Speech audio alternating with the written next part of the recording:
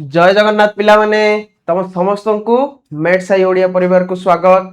आज आम पढ़ा इतिहास क्षुद्र उत्तरमूलक प्रश्न आउ तार उत्तर विषय रे आलोचना करवा। पूर्व अध्याय आम कौन पढ़िले ना इतिहास विषय पढ़िले। द्वादश श्रेणी साहित्य ज्योति बहिर जो विषय रही प्रथम एकक गद्यर इतिहास ताहा किए रचना करिसंती ना वाग्मी विश्वनाथ कर। से विश्वनाथ करंक द्वारा रचित इतिहास आज आम प्रश्न उत्तर आलोचना करवा। तो जो इतिहास रही से इतिहास रु आम कौन पढ़िले बा कौन जानिले बा लेखक सेठी कौन उल्लेख करिसंती ताहा समस्ते भल भाव बुझी पारिथिबो जो माने पूर्व अध्यायर वीडियो गुडी को देखिथिबो। तो पुणी थरे तम मानकु मन पकई देबा पई से सारांश को जहा हमर पुस्तक रे आलोचना करा जाइछि सेही विषय को मु कहूची जे इतिहास संपर्क रे कौन लिखिछंती वाग्मी विश्वनाथ कर। जो इतिहास रहिथिला बा जो इतिहास को हमें पढ़िले से विषय रे से लिखिछंती ना इतिहास होची मानव समाज रो इतिवृत्त को जे चिन्हित करि थाए। गोटे जातिर भावभूमि से जातिर इतिहास रु ही आकलन करा जाए कहीं ना आम इतिहास को पढ़िले ही से जातिर समग्र विषय रे जानी परिबा। तेणु सभ्यता और समाज रो विकास रे इतिहास रो भूमिका गुरुत्वपूर्ण। मु जेपरी कहिथिला आम जो सबु वैज्ञानिक आध्यात्मिक प्रजुक्ति विद्या ज्ञान कौशल रो विकास करूछे बा सामाजिक भाव रे विकास होउछे बा सभ्यता दिग को अग्रसर होउछे ताहा में केउठी ना केउठी आम इतिहास रु शिक्षा ग्रहण करी सचेतन हेई आगु को बढ़िबा पई प्रयास करूछे।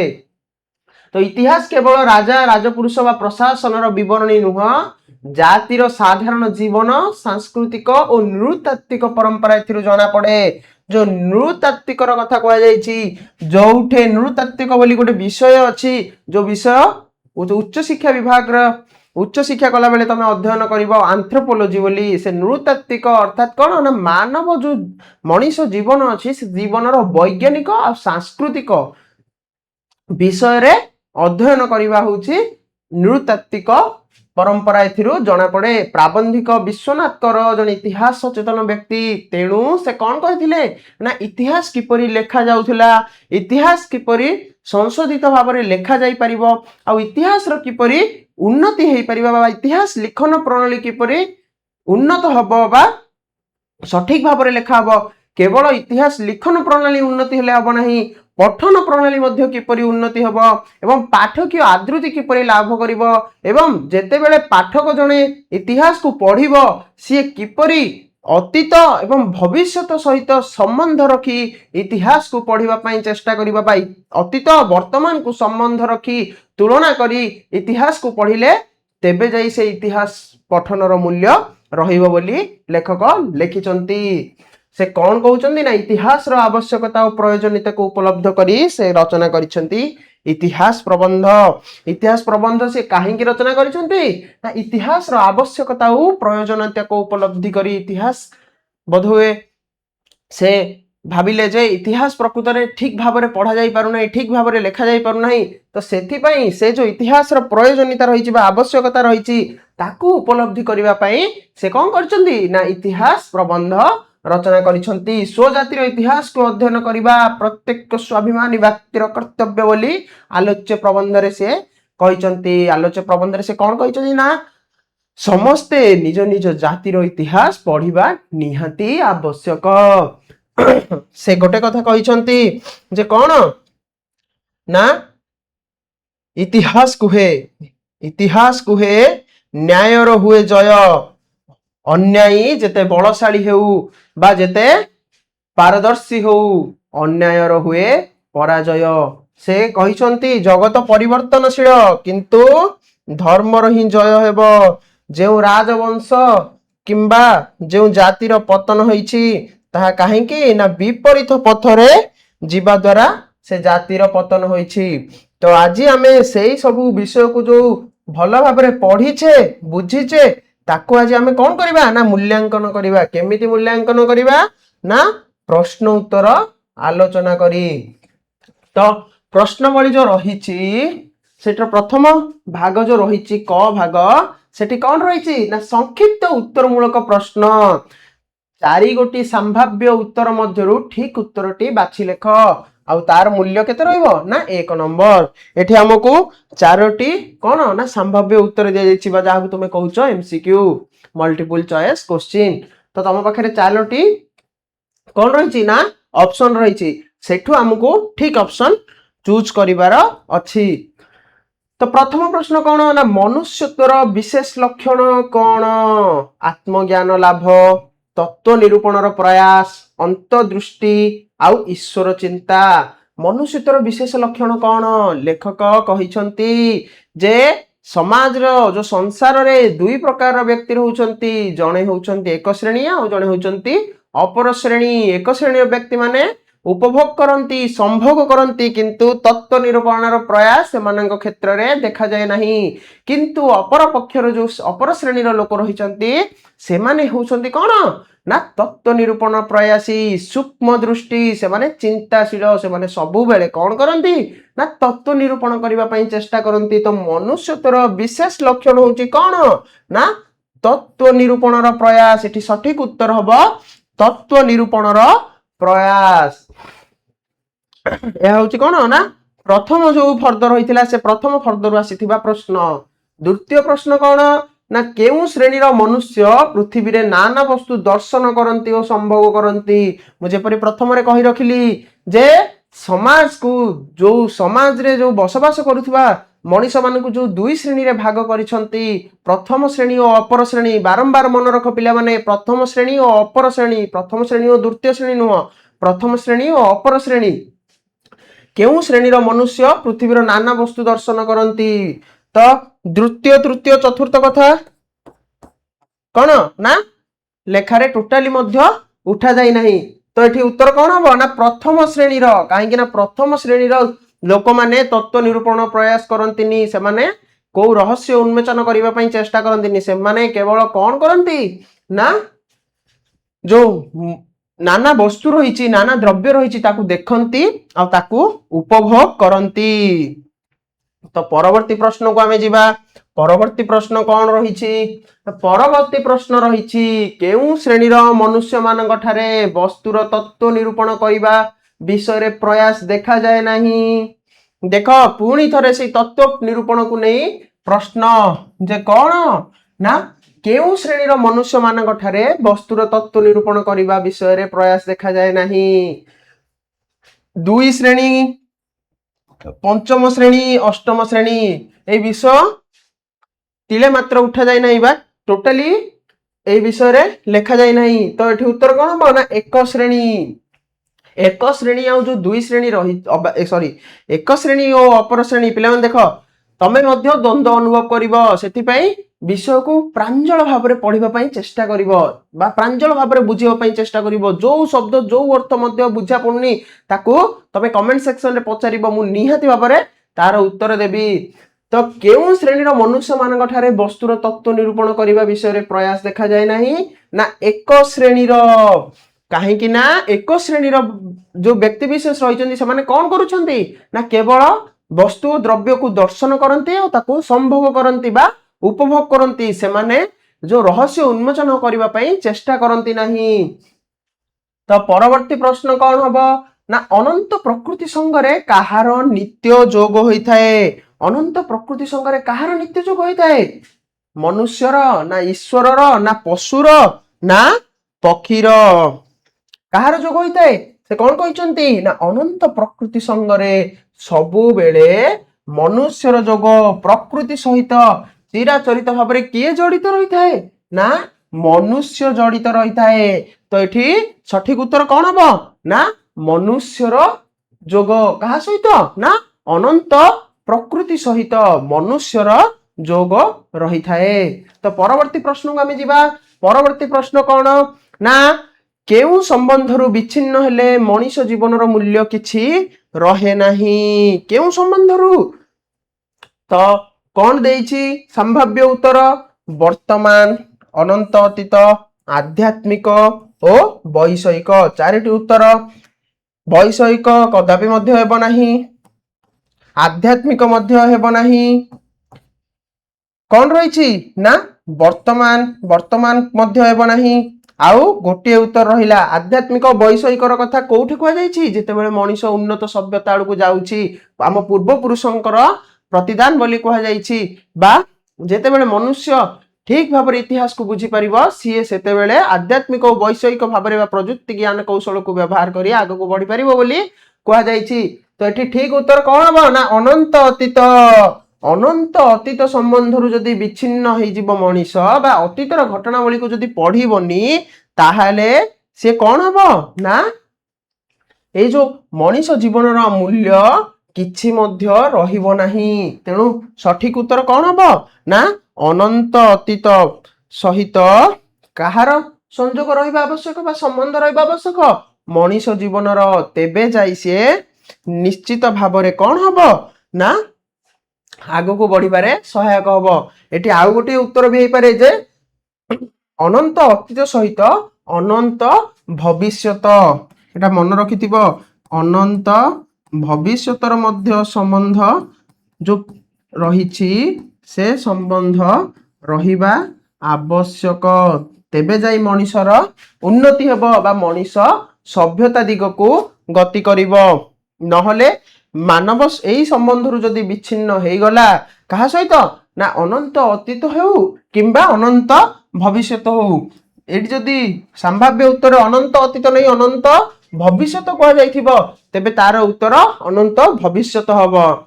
ଅନନ୍ତ ଅତୀତ ଅନନ୍ତ ଭବିଷ୍ୟତ ସମ୍ବନ୍ଧରୁ ଯଦି ବିଚ୍ଛିନ୍ନ ହେଇଗଲା ତାହେଲେ କଣ ହବ ନା ମଣିଷ ଜୀବନର ମୂଲ୍ୟ କିଛି ମଧ୍ୟ ରହିବ ନାହିଁ। ତେବେ ପରବର୍ତ୍ତୀ ପ୍ରଶ୍ନକୁ ଯିବା।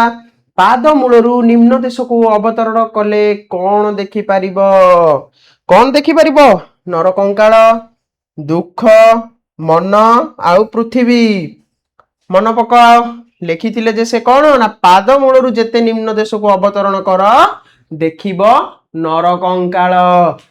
ଏଠି ତମକୁ ପୃଥିବୀ ଲାଗିବ ପାଦ ପାଦର ମୂଳରୁ ଯଦି ଆମେ ନିମ୍ନକୁ ଯିବା ତାହେଲେ କଣ ହେଇଛି ନା ଶହ ଶହ ହଜାର ହଜାର ନରଦେହ ପତିତ ହେଇଛି ବା ନରକଙ୍କାଳ ପତିତ ହେଇଛି। ଆଜି ଆମେ ଯୋଉ ଭୂମିରେ ଛିଡା ହେଇଛେ ସିଏ ବା ଆଜି ଆମେ ଯୋଉ ପ୍ରୟୋଜନ ବସ୍ତୁକୁ ଉପଭୋଗ କରୁଛେ ସିଏ ହଉଛି ଆମ ପୂର୍ବଜଙ୍କର ଆମ ପ୍ରତି ଦାନ।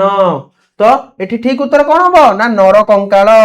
ଦୁଃଖ ହେବ ନାହିଁ, ମନ ହେବ ନାହିଁ, ପୃଥିବୀ ମଧ୍ୟ ହେବ ନାହିଁ। ସଠିକ ଉତ୍ତର ହଉଛି କଣ ନା ପାଦ ମୂଳରୁ ନିମ୍ନ ଦେଶକୁ ଯେତେ ଅବତରଣ କର ଦେଖିବ କେବଳ ନରକଙ୍କାଳ। ତ ସଠିକ ଉତ୍ତର ହବ କଣ ନା ନରକଙ୍କାଳ।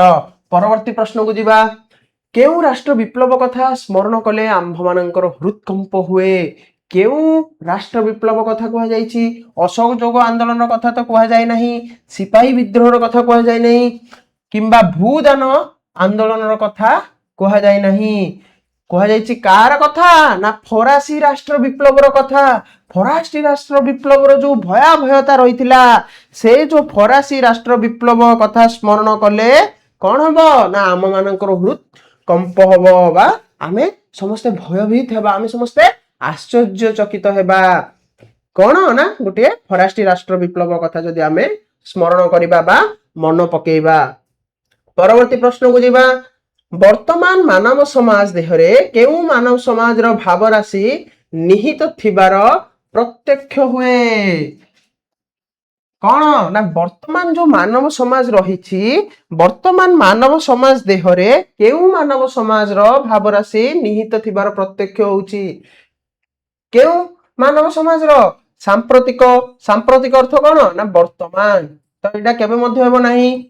ଅତୀତ, ଭାବାନ୍ତର, କାଳାନ୍ତର ଏଗୁଡାକ ହେବ ନାହିଁ। ସେ କଣ କହିଛି ନା କେଉଁ ମାନବ ସମାଜର କଥା ପଚାରିଛି ଯେ ବର୍ତ୍ତମାନ ମାନବ ସମାଜ ସହିତ ଅତୀତ ମାନବ ସମାଜର ଭାବ ରାଶି ନିହିତ ଥିବାର ପ୍ରତ୍ୟକ୍ଷ ହୁଏ। ଭାବ ରାଶି ଯୋଉ ଭାବ ରହିଛି ସେ ସ୍ନେହ ଭାବ ହେଉ, ଈର୍ଷା ଭାବ ହେଉ, ଅହଙ୍କାର ଭାବ ହଉ, ଗର୍ବ ଭାବ ହଉ ସେଗୁଡାକ କଣ ବଦଳି ଯାଇଛି କି? ନା ବର୍ତ୍ତମାନ ମାନବ ସମାଜ ଦେହରେ ଯୋଉ ଭାବ ରାଶି ରହିଛି ଅତୀତ ମାନବ ସମାଜ ଦେହରେ ମଧ୍ୟ ସେଇ ଭାବ ରାଶି ଥିଲା। ସମସ୍ତେ ସତ୍ୟ ଓ ଧର୍ମର ଯାତ୍ରୀ ନଥିଲେ, ଅନେକ ଅସତ୍ୟ ଓ ଅଧର୍ମର ଯାତ୍ରୀ ଥିଲେ ଯାହାକୁ ସଚେଇ ଦେବା ପାଇଁ ଲେଖକ ଲେଖିଛନ୍ତି ଯେ କୋଉ ଜାତି କିମ୍ବା କୋଉ ବଂଶ ଯଦି ଆଜି ରସାତଳ ହେଇଛି ବା ଏ ସମାଜରୁ ଡୁବି ଯାଇଛି ତାହେଲେ ତା ପଥରେ କଣ ଥିବ ନା ସିଏ ବିପରୀତ ପଥରେ ଦୌଡ଼ିଥିବ ବା ବିପରୀତ ପଥରେ ଯାଇଥିବ, ଯାହା ଫଳରେ ସିଏ ପରିଣାମ ଭୋଗ କରିଛି। ତ ଏଠି ସଠିକ ଉତ୍ତର କଣ ହବ ନା ଅତୀତ। ବର୍ତ୍ତମାନ ମାନବ ସମାଜ ଦେହରେ ଅତୀତ ମାନବ ସମାଜର ଭାବରାଶି ନିହିତ ଥିବାର ପ୍ରତ୍ୟକ୍ଷ ହୁଏ। ପରବର୍ତ୍ତୀ ପ୍ରଶ୍ନକୁ ଯିବା। ପ୍ରକୃତ ଉନ୍ନତି କାହା ସଙ୍ଗେ ଘନିଷ୍ଠ ଭାବରେ ସମ୍ବନ୍ଧ? ପ୍ରକୃତ ଉନ୍ନତି କାହା ସଙ୍ଗେ ଘନିଷ୍ଠ ଭାବରେ ସମ୍ବନ୍ଧ? ସମ୍ଭାବ୍ୟ ଉତ୍ତର କଣ ଦେଇଛି ନା ସତ୍ୟ, ମିଥ୍ୟା, ପାପ ଆଉ ପୁଣ୍ୟ। କାହା ସହିତ? ସେ ବାରମ୍ବାର କହୁଛନ୍ତି ଯେ ଧର୍ମର ଜୟ, ଅଧର୍ମର କ୍ଷୟ, ସତ୍ୟର ଜୟ, ଅସତ୍ୟର ପରାଜୟ। ତ ଏଠି ଠିକ ଉତ୍ତର କଣ ହବ ନା ସତ୍ୟର। ପ୍ରକୃତ ଉନ୍ନତି କାହା ସଙ୍ଗେ ଘନିଷ୍ଠ ଭାବରେ ସମ୍ବନ୍ଧ? ସତ୍ୟ ସହିତ। ସତ୍ୟ ପଥରେ ଥିଲେ ଉନ୍ନତି ନିଶ୍ଚିତ ଭାବରେ ହେବ। ଏବଂ ପ୍ରକୃତ ଉନ୍ନତି ସବୁବେଳେ ଯାହା ଆମେ ମନରୁ ଚାହିଁଥିବା ବା ଯାହା ଠିକ ହୋଇଥିବ ସେ ଉନ୍ନତି ସଦା ସର୍ବଦା ଭାବରେ ଆଗକୁ ବଢିବ। ସେ ଉନ୍ନତି ହିଁ ଆମକୁ ସଫଳତାର ଶିଖର ଦେଖେଇବ। ବାକି ଯୋଉ ଉନ୍ନତି ସହିତ ମିଥ୍ୟା ଜଡ଼ିତ ଥିବ ତାହା କେବେ ନା କେବେ ରସାତଳ ହେବ। ତ ପରବର୍ତ୍ତୀ ପ୍ରଶ୍ନ 10 ନମ୍ବର ପ୍ରଶ୍ନ, ମଣିଷ ଜୀବନର ସମସ୍ତ ଘଟଣାର ଲକ୍ଷ୍ୟ ଓ ଗତି କେଉଁ ଆଡ଼କୁ? ମଣିଷ ଜୀବନର ଯାହା ବି ଘଟଣା ରହିଛି ସେ ଘଟଣାର ଲକ୍ଷ୍ୟ ଆଉ ଗତି କେଉଁ ଆଡ଼କୁ? ନା ଏକ ଆଡ଼କୁ। ଯାହା ବି ଘଟୁଛି, ଯାହା ବି ଯୋଉ ଲକ୍ଷ୍ୟ ରଖାଯାଇଛି ସମସ୍ତଙ୍କର ଲକ୍ଷ୍ୟ କେଉଁ ଆଡ଼କୁ? ନା ଏକ ଆଡ଼କୁ, ଗୋଟେ ଆଡ଼କୁ। କାହାର ଦୁଇ ଆଡ଼କୁ କି? ନା ଭିନ୍ନ ଆଡ଼କୁ କି? ନା ବିଭିନ୍ନ ଆଡ଼କୁ କି? ନା ବିଭିନ୍ନ ଦିଗରେ କିଏ ଯାଉଛି କି? ନା ସମସ୍ତେ ଏକ। ସମସ୍ତେ ଚାହୁଁଛନ୍ତି କିପରି ଉନ୍ନତି ହବ, ସମସ୍ତେ ଚାହୁଁଛନ୍ତି କେମିତି ଆମେ ପ୍ରତିଷ୍ଠିତ ହବୁ। ବା ଯାହା ବି ଲକ୍ଷ୍ୟ ରଖିଛନ୍ତି ସମସ୍ତଙ୍କର ଲକ୍ଷ୍ୟ ଆଉ ସମସ୍ତଙ୍କର ଯୋଉ ଘଟଣା ଘଟୁଛି ସେ ଘଟଣାର ଲକ୍ଷ୍ୟ ଆଉ ଗତି ଗୋଟିଏ ଆଡ଼କୁ। ତ ଆମେ 10ଟି ପ୍ରଶ୍ନ ବର୍ତ୍ତମାନ ଆଲୋଚନା କରି ସାରିଲେଣି। ଆମେ ପରବର୍ତ୍ତୀ ପ୍ରଶ୍ନକୁ ଯିବା। ପରବର୍ତ୍ତୀ ପ୍ରଶ୍ନ କଣ ରହିଛି ପିଲାମାନେ? ପରବର୍ତ୍ତୀ ପ୍ରଶ୍ନ ରହିଛି ପ୍ରକୃତ ପକ୍ଷେ ଜଗତର କୌଣସି ଘଟଣା ଡ୍ୟାଶ ଶୂନ୍ୟ ନୁହଁ। କେଉଁ ଶୂନ୍ୟ ନୁହଁ? ନା ଘଟଣା ଯାହା ବି ଘଟୁଛି ସେ ଘଟଣା ଗୁଡ଼ିକ ଭାବ ଶୂନ୍ୟ ନୁହଁ କି? ଅର୍ଥ ଶୂନ୍ୟ କି? ହଁ, ଅର୍ଥ ଶୂନ୍ୟ ନୁହଁ। କାମ ଶୂନ୍ୟ, ମୋକ୍ଷ ଶୂନ୍ୟ ଏଗୁଡାକ ହେବ ନାହିଁ। କଣ ନା ପ୍ରକୃତ ପକ୍ଷେ ଜଗତର କୌଣସି ଘଟଣା ଅର୍ଥ ଶୂନ୍ୟ ନୁହଁ। ଲେଖକ ଲେଖିଛନ୍ତି ଯେ ଯାହା ବି ଘଟଣା ଘଟୁଛି, ଯାହା ବି ଦୁର୍ଘଟଣା ସଂଘଟିତ ହଉଛି ସେ ସବୁ କିଛି ନା କିଛି ଅର୍ଥ ବହନ କରୁଛି। ଯାହା କୁହାଯାଏ ଯେ ଭଗବାନ ଯାହା କରନ୍ତି ପ୍ରାଣୀର ମଙ୍ଗଳ ପାଇଁ। ଯଦି ଆଜି ଆମ ସହିତ ଏପରି ହେଇଛି ତାହେଲେ ତା ପଛରେ କିଛି ନା କିଛି କାରଣ ଥିବ। ଆଜି ଯଦି ଆମେ ଭଲ ମାର୍କ ରଖିଛେ ତାହେଲେ ତା ପଛରେ କଣ ରହିଛି? ନା ଆମର ଯୋଉ ନିଷ୍ଠାର ସହିତ ଆମେ ପରିଶ୍ରମ କରିଥିଲେ, ଯୋଉ ସତ୍ପଥରେ ଯାଇଥିଲେ ତାର ଉଦାହରଣ ରହିଛି। ଯଦି ଆଜି ଆମେ ଭଲ ମାର୍କ ଆଣିନେ ତାହେଲେ ସେ ତା ପଛରେ କଣ ଅର୍ଥ ରହିଛି? ନା ଆମେ ଭଲସେ ପାଠ ପଢିନେ, ଯାହା ଫଳରେ କି ଆଜି ଆମେ ଭଲ ମାର୍କ ଆଣିପାରିନେ।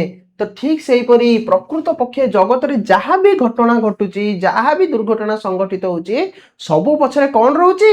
ନା ଅର୍ଥ ରହୁଛି। ତ ଏଠି ସଠିକ ଉତ୍ତର କଣ ହବ? ନା ଅର୍ଥ ଶୂନ୍ୟ ନୁହେଁ। ଜଗତରେ ଘଟଣା ଘଟୁଥିବା ବା ସଂଗଠିତ ହେଉଥିବା ସବୁ ଜିନିଷ ଅର୍ଥ ଶୂନ୍ୟ ନୁହେଁ। ତା ପଛରେ କିଛି ନା କିଛି ଅର୍ଥ ଯୋଡି ହେଇକି ରହିଛି। ତ ପରବର୍ତ୍ତୀ ପ୍ରଶ୍ନକୁ ଯିବା। ସମାଜର ସମସ୍ତ ବ୍ୟାପାର କାହାର ଅନ୍ତର୍ଭୁକ୍ତ? ସମାଜରେ ଯାହା ବି ଘଟୁଛି ସେଗୁଡାକ କାହାର ଅନ୍ତର୍ଭୁକ୍ତ? ଇତିହାସର ଅନ୍ତର୍ଭୁକ୍ତ। ପ୍ରଥମ ଯୋଉ ଅପସନ ରହିଛି ବା ସମ୍ଭାବ୍ୟ ଉତ୍ତର ରହିଛି ସେ ହିଁ ଆମର ଉତ୍ତର, ସଠିକ ଉତ୍ତର। ଯେ ସମାଜର ସମସ୍ତ ବ୍ୟାପାର ଇତିହାସର ଅନ୍ତର୍ଭୁକ୍ତ। କାହିଁକି ନା ଇତିହାସ ଯୋଉ ସାମାଜିକ ଇତିହାସ ହଉ, ସାହିତ୍ୟ ଇତିହାସ ହଉ, ବିଜ୍ଞାନ ଇତିହାସ ହଉ, ଧର୍ମ ଇତିହାସ ହଉ, ପୁରାଣ ଇତିହାସ ହଉ, ଏଗୁଡିକ କଥା ଯୋଉ ଲେଖକ ଆମେ ପୂର୍ବ ଅଧ୍ୟାୟରେ ପଢିଥିଲେ, ଲେଖକ ଏଗୁଡିକ କଥା ସବୁ ଲେଖିଛନ୍ତି ଯେ ଯେତେବେଳେ ଇତିହାସ ଲେଖା ଯାଉଥିଲା ତାପରେ କଣ ହେଲା ନା ଇତିହାସକୁ ବିଭାଗୀକରଣ କରାଗଲା, ଇତିହାସକୁ ଭାଗ କରାଗଲା। ଯାହା ଫଳରେ କଣ ହେଲା ନା ବିଭିନ୍ନ ପ୍ରକାର ଇତିହାସର ବିଭାଗ ସୃଷ୍ଟି ହେଲା। ଯୋଉ ବିଜ୍ଞାନ ଇତିହାସ, ଧର୍ମ ଇତିହାସ, ସାହିତ୍ୟ ଇତିହାସ, ସାମାଜିକ ଇତିହାସ, ଅର୍ଥନୈତିକ ଇତିହାସ, ସେ ଯୋଉ ଇତିହାସ ସୃଷ୍ଟି ହେଲା ତ ସେ ସବୁ ଯୋଉ ବ୍ୟାପାର ସମାଜରେ ଯାହା ବି ବ୍ୟାପାର ଘଟୁଛି ସେ ସବୁ ବ୍ୟାପାର ହଉଛି ଇତିହାସର ଅନ୍ତର୍ଭୁକ୍ତ। ଏଠି ସଠିକ ଉତ୍ତର କଣ ହବ? ନା ଇତିହାସର ଅନ୍ତର୍ଭୁକ୍ତ। ପରବର୍ତ୍ତୀ ପ୍ରଶ୍ନ କଣ? ନା ବ୍ୟକ୍ତିଗତ ଜୀବନ ଇତିହାସକୁ କେଉଁ ଆଖ୍ୟା ପ୍ରଦାନ କରେ? ବ୍ୟକ୍ତିଗତ जो जीवन रही जन व्यक्तिर व्यक्तिगत जीवन से इतिहास को क्यों आख्या प्रदान करे आत्मजीवनी की ना आत्मजीवनी हेब नाही कहीं आत्मजीवनी रे निजर व्यक्तिगत जीवन लेखा जाई थाए किंतु एठी लेखक से विषय आदम मध्य विषय कौन कर उपस्थापन करना से केउ विषय लिखिं ना जीवन चरित तो सठिक उत्तर कौन हम व्यक्तिगत जीवन रे इतिहास को आमे माने जीवन चरितर आख्या दौ ना कि आत्मजीवनी आख्या दौ बारंबार मन रख आत्मजीवनी आत्मलिपि एगुड़ाक सब बेले द्वंद्व सृष्टि हम किंतु आत्मजीवनी आत्मलिपिर शब्द एठी उठा जाए नहीं कार शब्द लिखा जाइछि जीवन चरितर कथा कह जाइछि जे व्यक्तिगत जीवन इतिहास को जो व्यक्तिगत जीवन इतिहास को आमे माने जीवन चरितर आख्या देई थाउ तापरे आमे जीवा कोन परवर्ती प्रश्न को प्रसिद्ध पंडित प्रचलित इतिहास को गभीरता शून्य केउ गल्प बोली कहिसंती मन पक पिला माने जे जो प्रचलित इतिहास जो एबे जो इतिहास रही से इतिहास कहा भली लागुची बोली बा कहा सहित तुलना करथिले ना आईमा गप सहित कि ना असुर असुरनी गप सहित कि ना एटा गाल गल्प नुह एटा ऑप्शन कौन देइथिला हाँ गाल गल्प ही देइछि गाल गल्प सहित कि ना तो केउ गल्प सहित करनथिले ना ग्राम्य गल्प कहा सहित तुलना करछने ना गभीरता शून्य ग्राम्य गल्प जो ग्राम्य गल्पर तत्व न थाए जो ग्राम्य गल्प पछरे किछि भी कोन ना तत्व न थाए बा रहस्य न थाए से जो गभीरता नथिबा ग्राम्य गल्प सहित वर्तमान जो प्रचलित इतिहास को आख्या देइसंती लेखक एठारे प्रसिद्ध पंडित प्रचलित इतिहास को गभीरता शून्य ग्राम्य गल्पर आख्या देइचंती सठिक उत्तर कौन हम ना ग्राम्य गल्प परवर्ती प्रश्न को आमे जीवा आंभ मानक देश रे इतिहास वर्णना बेले कहार मात्रा अधिक से कहिचंती मनबक पिला माने हमर जो आमे आम देश रे जहा भी पढुचे जो इतिहास पढुचे से इतिहास कहार अंतर्भुक्त ना से इतिहास कल्पनार अंतर्भुक्त तमे सब बेले कौन करिवो ना जेते बेले पाठटा को बारंबार पढ़िबो बुझिबा को चेष्टा करिवो तार भावार्थ को सरल भाव में बुझिबो सेते बेले कोन हेबो ना आ तुमको ए संभाव्य उत्तर दरकार पड़िबो नहीं तुमको सठिक उत्तर तुम मन को आसीबो जेमिति पूर्व प्रश्न रे कोन कहिछि ना आत्मजीवनी आत्मचरित किंतु कौन हम प्रकृत रे ठीक उत्तर ना जीवन चरित ठीक से परी आम मानक देश रे इतिहास वर्णना बेले कहार मात्रा अधिक ना कल्पनार मात्रा भावनार मात्रा अधिक नुह स्वप्नर मात्रा अधिक नुह बा वास्तवतार मात्रा अधिक नुह कहार मात्रा ना कल्पनार मात्रा अधिक तो आम परवर्ती प्रश्न को जीवा जे प्राचीन केउ शास्त्र ऐतिहासिक सत्य रे परिपूर्ण जो प्राचीन जुगर केउ शास्त्र ऐतिहासिक सत्य रे परिपूर्ण प्राचीन समय चिकित्सा शास्त्र की ना काव्य शास्त्र ना नाट्य शास्त्र नुह केउ शास्त्र ना धर्म शास्त्र यही सब विषय उल्लेख कर जाइछि किंतु यही सब विषय ऐतिहासिक सत्य रे परिपूर्ण नुह केवल धर्मशास्त्र जो धर्मशास्त्र रे जो पुराण आदि रे कौन लिखा जाइतिला ना रामायण महाभारत कथा लिखा जाइतिला से जो धर्म शास्त्र रही से धर्म शास्त्र ही कौन ना आमर जो वेद पुराण अन्य धर्मर बाइबल से गुड़ाक सब ऐतिहासिक सत्य रे परिपूर्ण बोली लेखक लिखिथिले परवर्ती प्रश्न कौन ना इतिहास को केते गुड़िए घटनार डैश बोली कहा जाइछि इतिहास को केते गुड़िए घटनार कौन बोली कहा जाइछि समष्टि बोली कहा जाइछि मनबक पिला माने हम पढ़िथिले जे इतिहास केते गुड़िए घटनार समष्टि छड़ा आउ नुहे तो कौन बोली लेखक लिखिथिले तो ठीक उत्तर कौन हबो ना समष्टि इतिहास केते गुड़िए घटनार समष्टि बोली कहा जाइछि तो परवर्ती प्रश्न मनुष्य मानक मध्यरे प्रकृतिगत कौन विद्यमान मनुष्य मानक मध्यरे प्रकृतिगत कौन विद्यमान आमे जीवा संभाव्य उत्तर को स्वसादृश्य हाँ यह ही ठीक उत्तर मनबक स्वसादृश्य अर्थात कौन ना संपूर्ण भाव में मेल खाउथुबा बा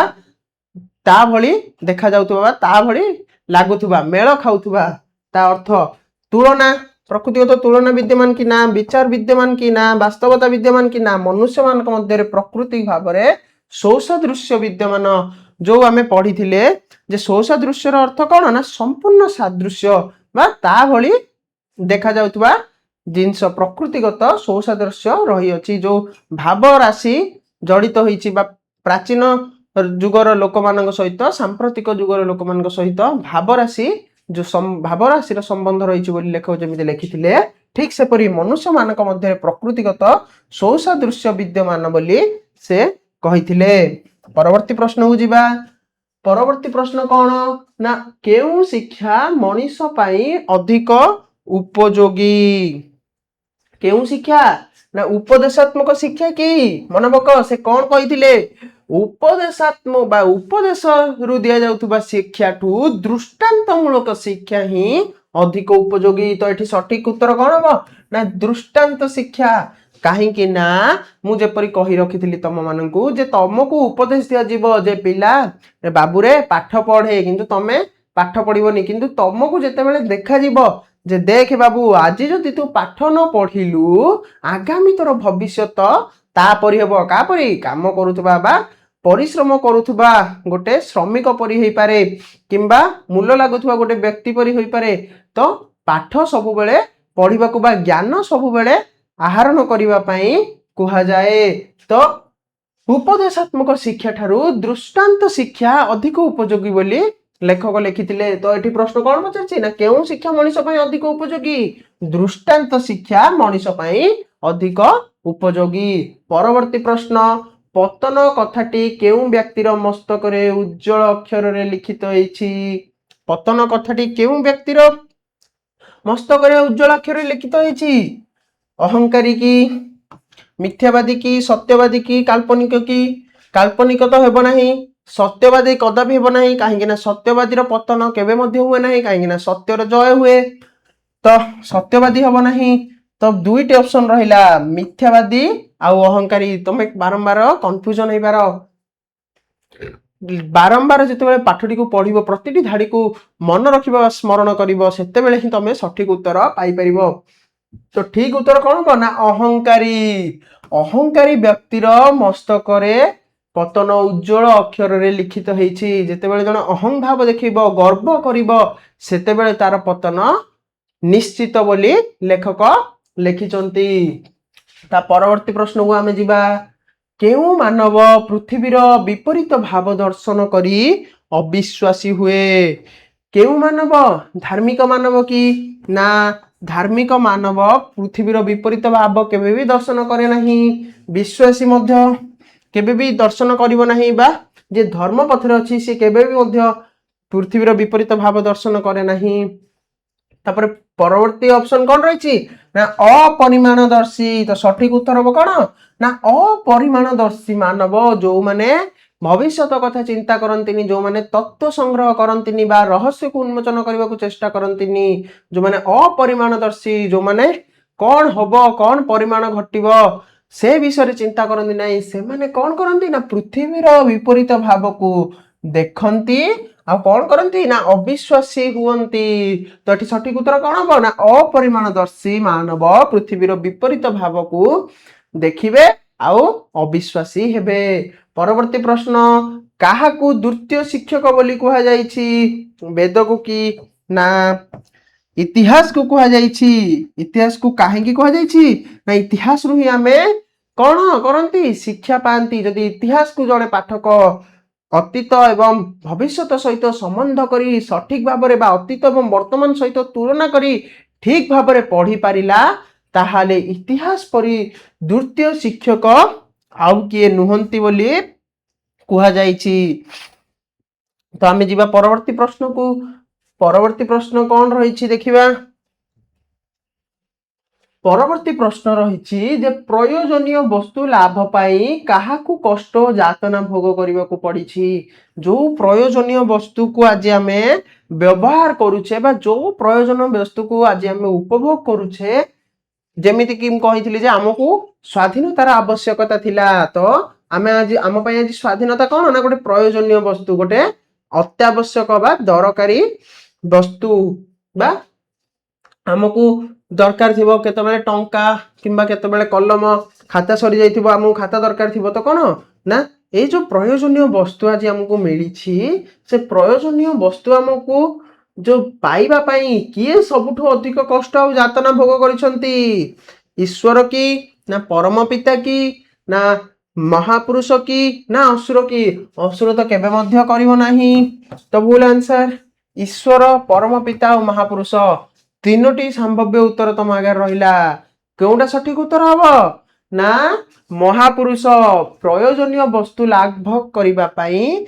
महापुरुष माने ही कौन करथिले ना जातना भोग करथिले कष्ट भोग करथिले जहाँ भी आज आमे पाउछे सेही महापुरुष मानक पाई ही आज आमे आम प्रयोजनीय वस्तु पाई पारुछे तो सठिक उत्तर कौन हो ना महापुरुष मानकर कष्ट जातना जोगु आज आमे प्रयोजनीय वस्तु को लाभ करिछे परवर्ती प्रश्न अतीतर संतान भविष्यतर केउ रूपरे दंडायमान मन पक पिला माने लेखक लेखिथिले जे इतिहास रो संतान भविष्यतर पिता रूपे दंडायमान मु तुमको उदाहरण देइथिली सठिक उत्तर कोन हो ना पिता अतीतर संतान भविष्यतर पिता रूपे दंडायमान जो अतीतर घटना घटी जाइथिबो से जो संतान जहाकू भी आमे भाबुछ जे अतीतर ए घटना घटी जाइछि से कोन करे ना हमकू माने उपदेश दिए बा सचेतन कराए पिता रूप दंडायमान हुए जमिति अतीतर आमे गछ काटी दउथिले एबे प्रचंड रुद्रताप कथा भाबुछे बा भविष्यत जो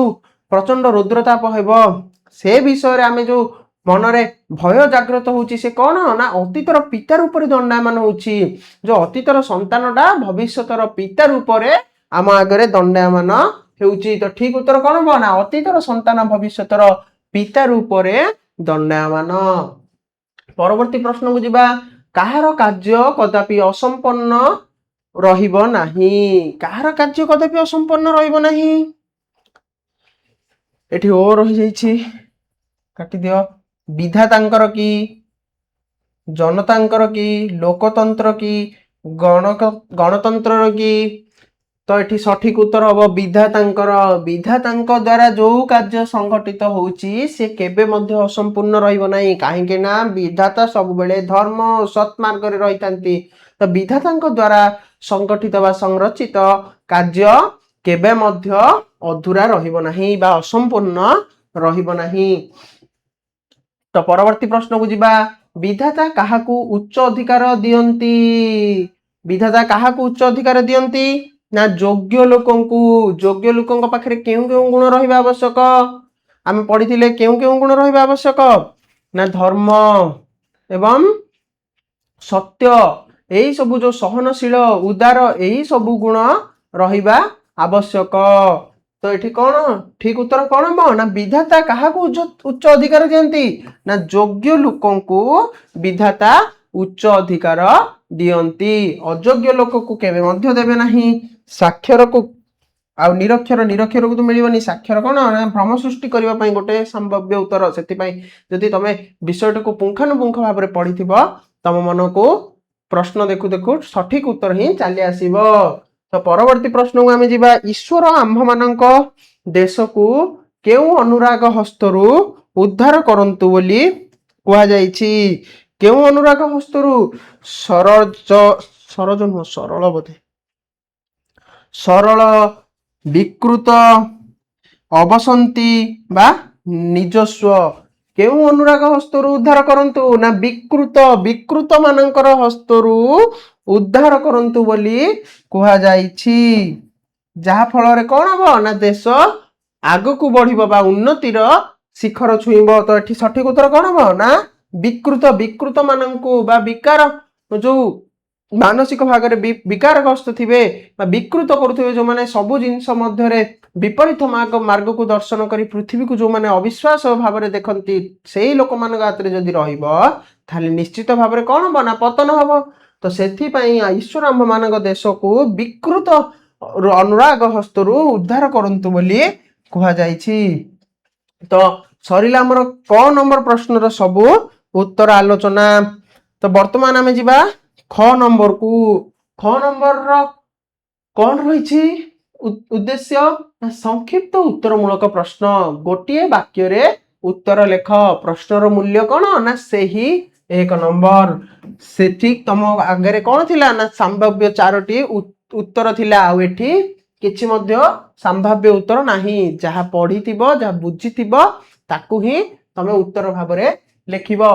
तो प्रथम प्रश्न कौन रही ना संसार रे साधारणतः केते प्रकार मनुष्य दृष्ट हुवंती। संसार रे साधारणतः केते प्रकार मनुष्य देखा जाती आमे पढ़ी एक श्रेणी आउ अपर श्रेणी। तो केते श्रेणी रो मनुष्य दृष्ट हुवंती ना दुई श्रेणी रो गोटे होउछंती किए ना एक श्रेणी आ गोटे होउछंती अपर श्रेणी। तो प्रथम प्रश्न सरिला वर्तमान में द्वितीय प्रश्न को जीवा। द्वितीय प्रश्न कौन ना केउ श्रेणी रो मनुष्य पृथ्वी रे नाना वस्तु दर्शन करंती। मु बारंबार कहिथिली जे लेखक एठी दुई भाग रे विभक्त करिसंती गोटे होची एक श्रेणी आ गोटे होची अपर श्रेणी। एक श्रेणी रो लोक माने चिंताशील नुहंती से माने कोन करंती नाना वस्तु आउ जो नाना द्रव्य को उपभोग करंती दर्शन करंती संभोग करंती किंतु ता भीतर थिबा तत्व निरूपण करबा पई से मानक ठारे प्रयास देखा जाए नाही। तो एठी प्रश्न कोन पचारछि ना केउ श्रेणी रो मनुष्य पृथ्वी रो नाना वस्तु दर्शन करंती। केउ श्रेणी रो मनुष्य ना एक श्रेणी रो मनुष्य।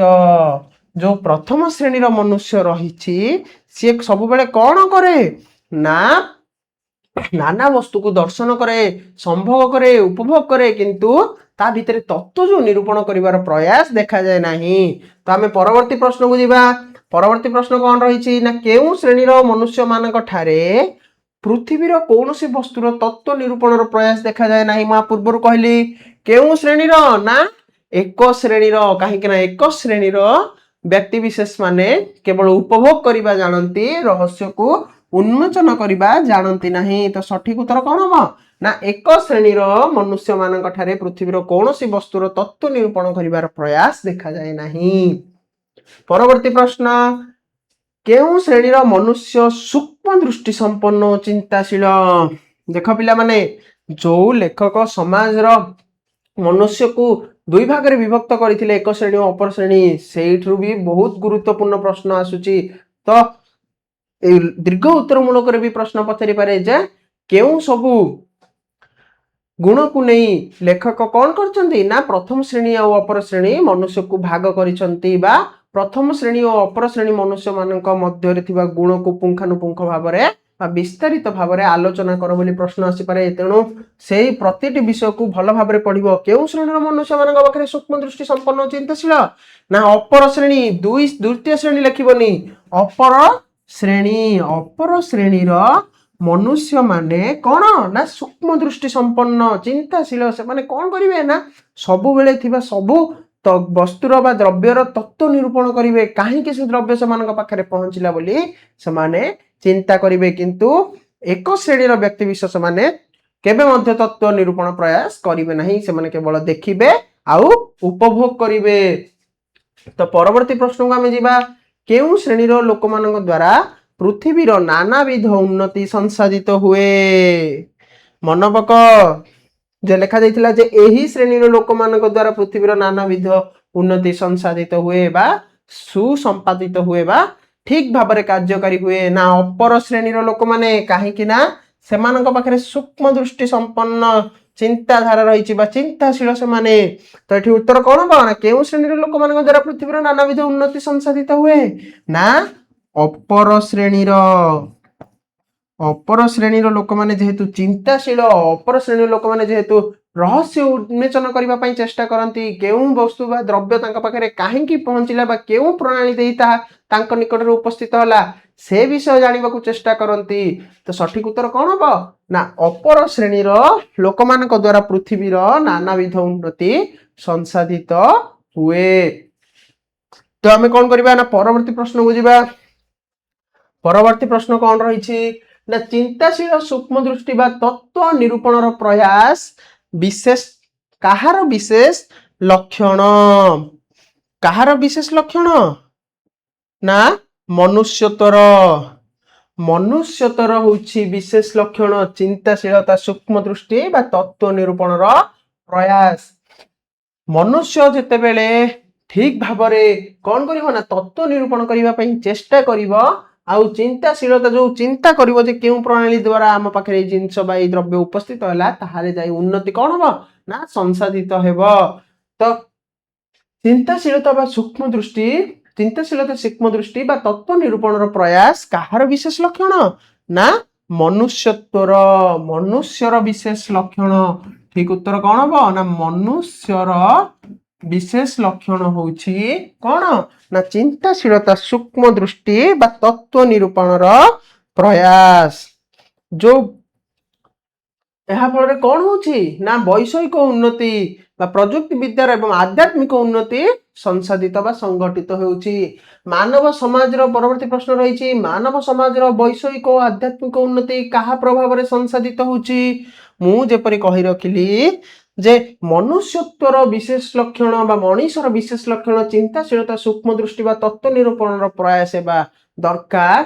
ତ ମାନବ ସମାଜର ବୈଷୟିକ ଆଧ୍ୟାତ୍ମିକ ଉନ୍ନତି କାହା ପ୍ରଭାବରେ ସଂସାଧିତ ହେଉଛି ନା ଏଇ ଯୋଉ ଚିନ୍ତାଶୀଳତା ସୂକ୍ଷ୍ମ ଦୃଷ୍ଟି ବା ତତ୍ତ୍ୱ ନିରୂପଣ ପ୍ରୟାସ ଗୁଣ ଥିବା ଲୋକମାନଙ୍କର ପ୍ରଭାବରେ ମନୁଷ୍ୟର ଯୋଉ ଚିନ୍ତାଶୀଳତା ରହିଛି ତାହାର ପ୍ରଭାବରେ ଇଏ ସଂସାଧିତ ହଉଛି। ତ ସଠିକ ଉତ୍ତର କଣ ହବ ନା ମାନବ ସମାଜର ବୈଷୟିକ ଆଧ୍ୟାତ୍ମିକ ଉନ୍ନତି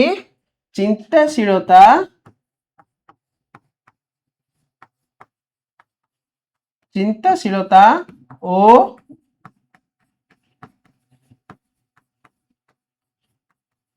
ସୂକ୍ଷ୍ମ ଦୃଷ୍ଟି ତତ୍ସହିତ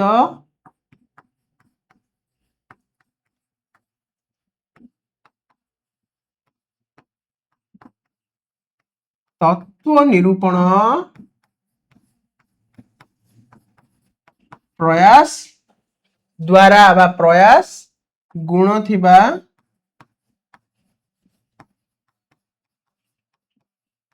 ମାନବଙ୍କ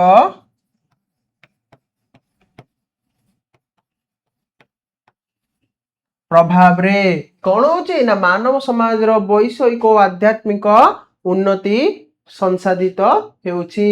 ମନୁଷ୍ୟ କାହାର ପ୍ରତିକୃତି ମନବକ ମନୁଷ୍ୟ କାହାର ପ୍ରତିକୃତି ବୋଲି ଲେଖକ କହିଥିଲେ ନା ମନୁଷ୍ୟ ହଉଛି ଅନନ୍ତ ଦେବଙ୍କର ପ୍ରତିକୃତି। କାହାର ପ୍ରତିକୃତି ନା ଅନନ୍ତ ଦେବଙ୍କର ବା ଅନନ୍ତ ଦେବଙ୍କର ହଉଛି ପ୍ରତିକୃତି। ସେ ମନୁଷ୍ୟ ଦେବତାଙ୍କର ଦେହରୁ ବା ଦେବ ଅଂଶରୁ ଜାତ ବୋଲି ଲେଖକ ଲେଖିଥିଲେ। ପରବର୍ତ୍ତୀ ପ୍ରଶ୍ନକୁ ଯିବା ପ୍ରକୃତି ମନୁଷ୍ୟର ମନ କିପରି ପ୍ରକୃତିସ୍ଥ ମନୁଷ୍ୟର ମନ କଣ ମନୁଷ୍ୟର ମନ ସବୁବେଳେ କଣ ନା କ୍ରିୟାଶୀଳ ସବୁବେଳେ ସେ ଚଳଚଞ୍ଚଳ। ମନୁଷ୍ୟର ମନ କେତେବେଳେ ମଧ୍ୟ ସ୍ଥିର ନୁହଁ ମନୁଷ୍ୟର ମନ ଅସ୍ଥିର। ତମେ ଏବେ ପାଠ ପଢୁଛ କିନ୍ତୁ ତମ ମନ ଦରକାର ପଡିଲେ କଲେଜ ଆଡେ ବୁଲିକି ଆସି ସାରିଥିବ ନହେଲେ କୋଉ ରେଷ୍ଟୁରାଣ୍ଟ ଆଡେ ଯାଇକି ଖାଇବା ଖାଇକି ବି ଆସି ସାରିଥିବ। ତ ମନୁଷ୍ୟର ମନ କଣ ନା ନିତ୍ୟ କ୍ରିୟାଶୀଳ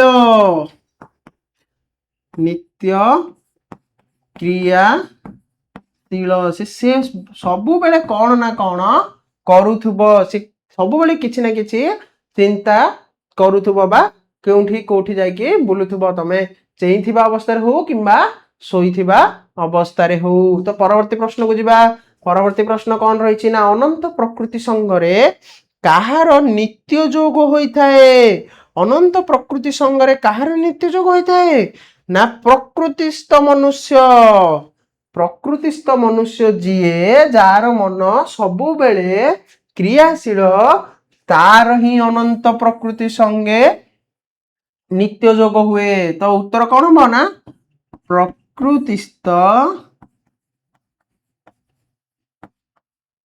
ପ୍ରକୃତିସ୍ଥ ମନୁଷ୍ୟ ସଙ୍ଗେ ଅନନ୍ତ ପ୍ରକୃତିର ନିତ୍ୟ ଯୋଗ ହୋଇଥାଏ। ପ୍ରକୃତିସ୍ଥ ମନୁଷ୍ୟ ବା ଯୋଉ ପ୍ରକୃତିକୁ ନେଇ ଯିଏ ବଞ୍ଚେ ପ୍ରକୃତିସ୍ଥ ମନୁଷ୍ୟ ସହିତ ଅନନ୍ତ ପ୍ରକୃତିର କଣ ହୁଏ ନା ନିତ୍ୟ ଯୋଗ ହୁଏ। ସବୁବେଳେ ସେ ତା ମଧ୍ୟରେ ତୁଳନା ଦେଖେଇବା ତା ମଧ୍ୟରେ ନିଜକୁ ଦେଖେଇବା ତା ମଧ୍ୟରେ ସମାଜର ଉନ୍ନତିକୁ ଦେଖେ। ତ ପରବର୍ତ୍ତୀ ପ୍ରଶ୍ନ ଅନନ୍ତ ଅତୀତ ଅନନ୍ତ ଭବିଷ୍ୟତ ସଙ୍ଗରେ କାହାର ଘନିଷ୍ଠ ଭାବରେ ସମ୍ବନ୍ଧ। କାହାର ଘନିଷ୍ଠ ଭାବରେ ସମ୍ବନ୍ଧ ନା ବର୍ତ୍ତମାନର ବର୍ତ୍ତମାନ ଯୋଉ ମନୁଷ୍ୟ ରହିଛି ବା ବର୍ତ୍ତମାନ ଯୋଉ ମଣିଷ ବା ସାମ୍ପ୍ରତିକ ମନୁଷ୍ୟର ଅନନ୍ତ ଅତୀତ ଅନନ୍ତ ଭବିଷ୍ୟତ ସହିତ ଘନିଷ୍ଠ ଭାବରେ ସମ୍ବନ୍ଧ, ତା ସହିତ ସେ ଯଦି ସମ୍ବନ୍ଧ ନ ରଖିଲା କଣ ହବ ନା ଜୀବ ମୂଲ୍ୟହୀନ, ଜୀବନ ମୂଲ୍ୟହୀନ ହୋଇ ପଡିବ ସବୁବେଳେ। ସେଥିପାଇଁ ଲେଖକ କହିଥିଲେ ଯେ ପଠନ ପ୍ରଣାଳୀ ବି ଠିକ ଭାବରେ ହେବା ଉଚିତ। ଯଦି ସେ ତୁଳନା ନ କଲା ତାହେଲେ ସେ ପଠନ ପ୍ରଣାଳୀ କଣ ନା ଯୋଉ କଣ୍ଠସ୍ଥ କରୁଥିବା ଗୋଟେ ବିଦ୍ୟାଳୟର ଛାତ୍ର ପରୀକ୍ଷା ଇତିହାସ କଣ୍ଠସ୍ଥ କରୁଥିବା ଗୋଟେ ବିଦ୍ୟାଳୟର ଛାତ୍ର ପରି ହେବ। ତ ଅନନ୍ତ ଅତୀତ ଅନନ୍ତ ଭବିଷ୍ୟତ ସହିତ କାହାର ଘନିଷ୍ଠ ଭାବରେ ସମ୍ପର୍କ? ବର୍ତ୍ତମାନ ମନୁଷ୍ୟର। ତ ଉତ୍ତର କଣ ହବ ନା ବର୍ତ୍ତମାନ ମନୁଷ୍ୟର। ବର୍ତ୍ତମାନ ମନୁଷ୍ୟର ଅନନ୍ତ ଅତୀତ ଅନନ୍ତ ଭବିଷ୍ୟତ ସଙ୍ଗରେ ଘନିଷ୍ଠ ଭାବରେ ସମ୍ପର୍କ ରହିଛି। ତ ପରବର୍ତ୍ତୀ ପ୍ରଶ୍ନ, କେଉଁ ସମ୍ବନ୍ଧରୁ ବିଚ୍ଛିନ୍ନ ହେଲେ ମଣିଷ ଜୀବନର କିଛି ମୂଲ୍ୟ ରହିବ ନାହିଁ? ଦେଖ ପିଲାମାନେ, ସେ ପ୍ରଶ୍ନ ହିଁ ପୁଣି ଥରେ ଉତ୍ତର ହେଇଯାଉଛି ନା ଅତୀତ ଭବିଷ୍ୟତର ସମ୍ବନ୍ଧରୁ ଯଦି ଆମେ ବିଚ୍ଛିନ୍ନ ହେଇଯିବା ତାହେଲେ କଣ ହବ ନା ମଣିଷ ଜୀବନର ମୂଲ୍ୟ କିଛି ବି ରହିବନି। ତ ଏଠି ଉତ୍ତର କଣ ହବ ନା ଅନନ୍ତ ଅତୀତ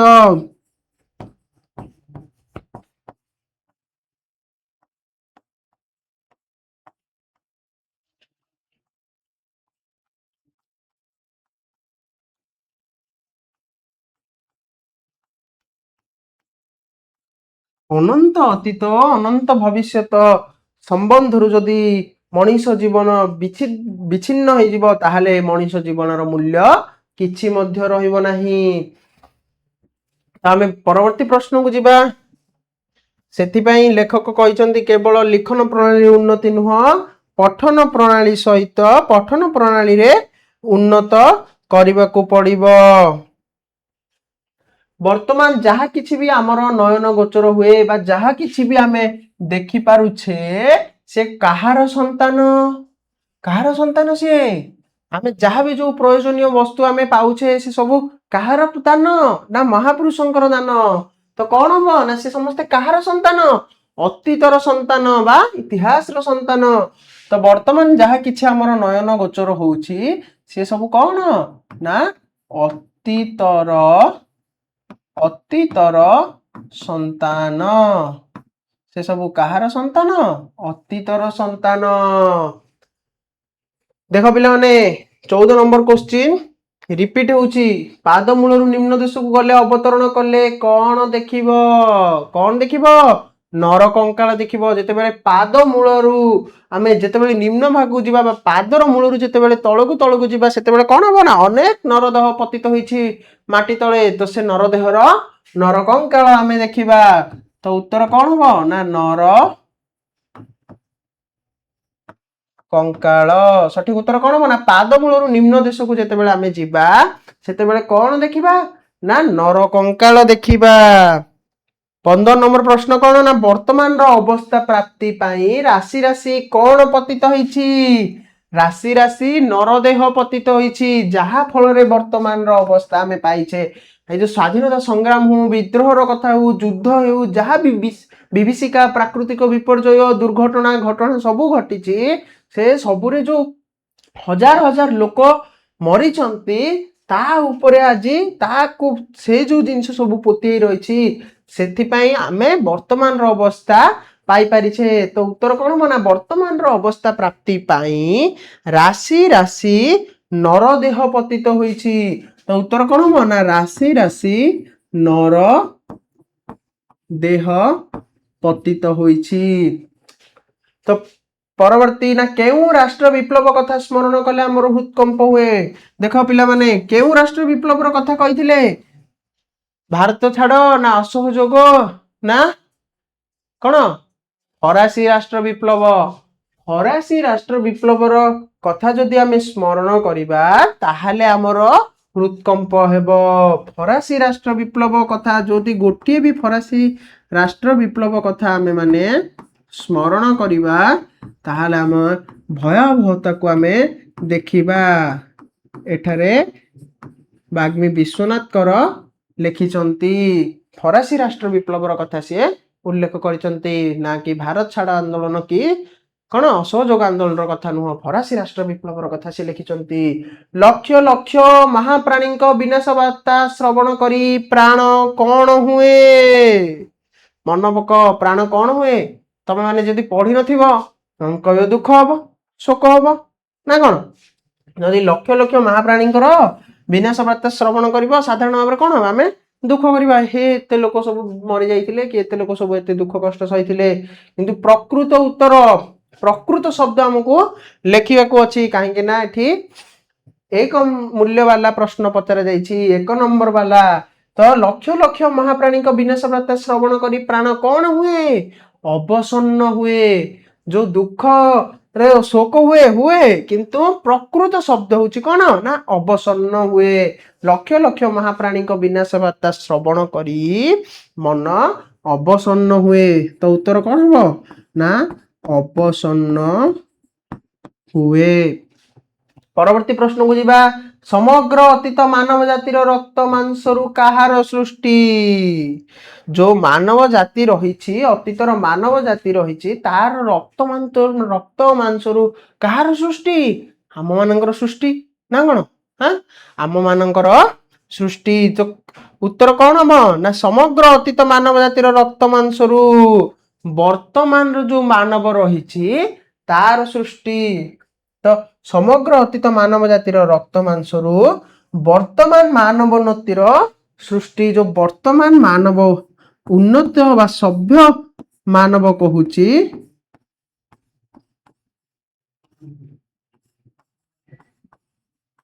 तार सृष्टि वर्तमान जो मानव उन्नति करुची ताहार सृष्टि काहाटू ना समग्र अतीतर मानवर जो रक्त और मांसरु। तो परवर्ती प्रश्न को आम जीवा वर्तमान मानव समाज देहरे अतीत मानव समाज रो कौन प्रत्यक्ष हुए कौन देखा जाए पूर्वर पढ़ी भाव राशि निहित हुए बा भाव राशि प्रत्यक्ष भाव देखा जाए वर्तमान मानव समाज देहरे अतीत मानव समाज रो भाव राशि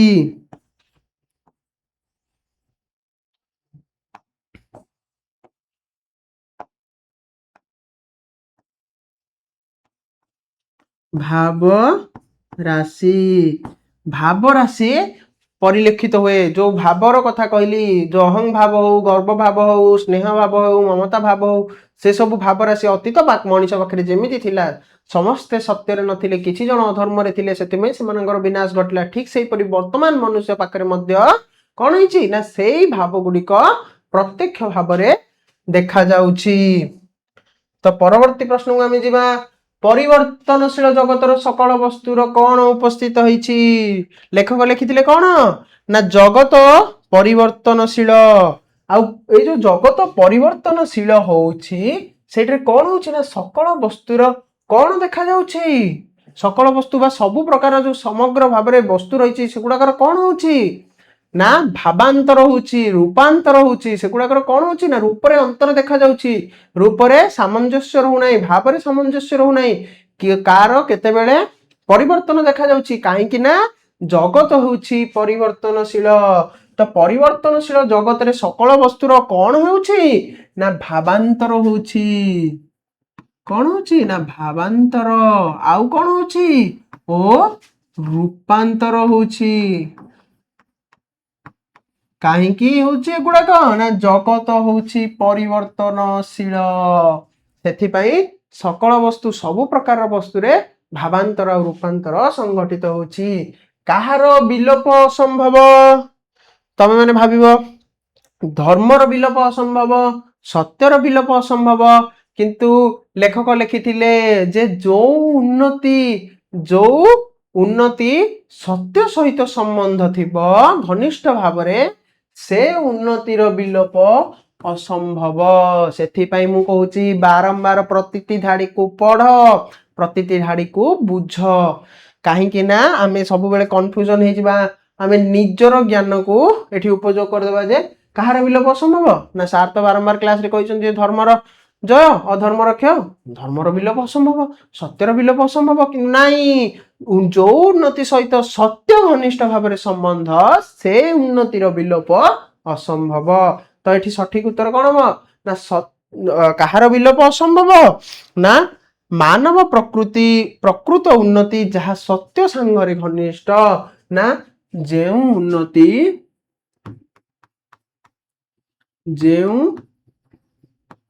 ଉନ୍ନତି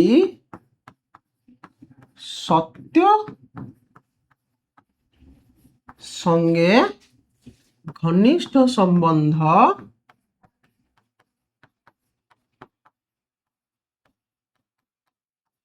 তার বিলোপ অসম্ভব ଯିଏ ଘନିଷ୍ଠ ଭାବରେ ସମ୍ବନ୍ଧିତ ଘନିଷ୍ଠ ଭାବରେ ଯିଏ ସମ୍ବନ୍ଧିତ ସିଏ କଣ ନା ଘନିଷ୍ଠ ଭାବରେ ଯାହାର ସମ୍ପର୍କ ରହିଛି ତାହାର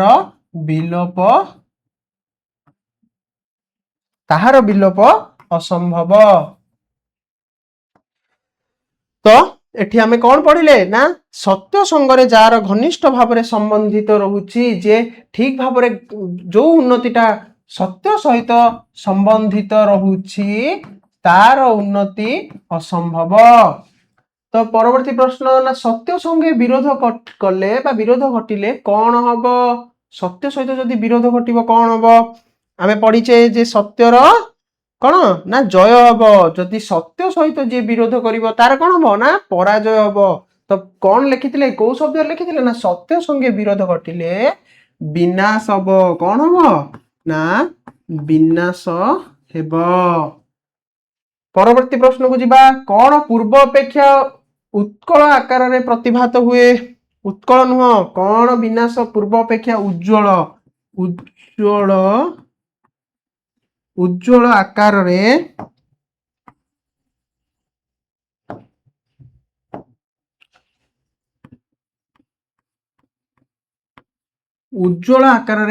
ପ୍ରତିଭାତ ହୁଏ କେଉଁଟା ଉଜ୍ଜ୍ୱଳ ଆକାରରେ ଦେଖାଯାଏ ମଣିଷର ଅହଙ୍କାରୀ ଗୁଣ କି ନା ମଣିଷର ଅହଙ୍କାର ଗୁଣ ରହିଥିବ ସେ କଣ ହବ ନା ବିନାଶ ହବ ବା ତାର ପତନ ହବ। ତ କଣ ଦେଖାଯିବ ନା ବିଶୁଦ୍ଧ ସତ୍ୟ ଆଉ ସାର ବସ୍ତୁ ବିଶୁଦ୍ଧ ସତ୍ୟ ଯୋଉଟା ନିରାଟ ସତ୍ୟ ସେ ଘଟଣାଟା ଆଉ ଯୋଉଟା ସାର ବସ୍ତୁ ଯୋଉଟା ଠିକ ବସ୍ତୁ ସିଏ କଣ ହବ ନା ପୂର୍ବ ଅପେକ୍ଷା ଉଜ୍ଜ୍ୱଳ ଆକାରରେ ପ୍ରତିଭାତ ହବ ଆଉ ଯେ ଅହଙ୍କାର ହୋଇଥିବ ତାର ପତନ ଅବଶ୍ୟ ହବ।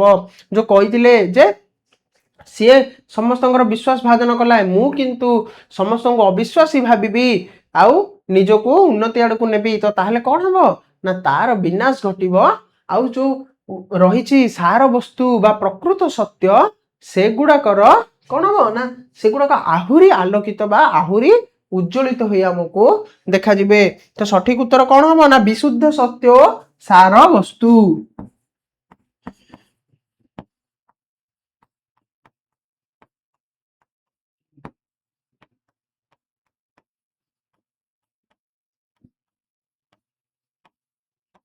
ବିଶୁଦ୍ଧ ସତ୍ୟ ସାର ବସ୍ତୁ ପୂର୍ବ ଅପେକ୍ଷା ଉଜ୍ଜ୍ୱଳ ଆକାରରେ ପ୍ରତିଭାତ ହୁଏ ବା ଉଜ୍ଜ୍ୱଳ ଆକାରରେ ଦେଖାଯାଏ। ପରବର୍ତ୍ତୀ ପ୍ରଶ୍ନ ବ୍ୟକ୍ତିଗତ ଜୀବନ ବିଷୟରେ ଆଲୋଚନା କଲେ ଆମ୍ଭେ ମାନେ କେଉଁ ବିଷୟକୁ ବୁଝିବାକୁ ସମର୍ଥ ହେଉ କେଉଁ ବିଷୟକୁ ନା ବ୍ୟକ୍ତିଗତ ଜୀବନ ବିଷୟରେ ଯେତେବେଳେ ଆମେ ଆଲୋଚନା କରିବା ସେତେବେଳେ ଆମେ ସମଷ୍ଟିଗତ ଜୀବନ ବା ମାନବ ଜାତିର ବିଷୟକୁ ବୁଝିବାକୁ ସମର୍ଥ ହେଉ ଯୋଉ ଇତିହାସ କଣ ନା କେତେ ଗୁଡିଏ ଘଟଣା ସମଷ୍ଟି ତ ବ୍ୟକ୍ତିଗତ ଜୀବନକୁ ଯେତେବେଳେ ଆମେ ଆଲୋଚନା କରିବା ସେତେବେଳେ ଆମେ ସମଷ୍ଟିଗତ ଘଟଣା ଆଉ କଣ କରେ ନା ସେ ବ୍ୟକ୍ତିର ଜୀବନକୁ ବୁଝିବାକୁ ସମର୍ଥ ହେଉ। ତ ଉତ୍ତର କଣ ହବ ନା ବ୍ୟକ୍ତିଗତ ଜୀବନ ବିଷୟ ଆଲୋଚନା କଲେ ଆମେ ମାନେ ସମଷ୍ଟିଗତ ଜୀବନ ବା ମାନବ ଜାତିର ବିଷୟକୁ ବୁଝିବାକୁ କଣ ନା ସମର୍ଥ ହଉ। ସମଷ୍ଟିଗତ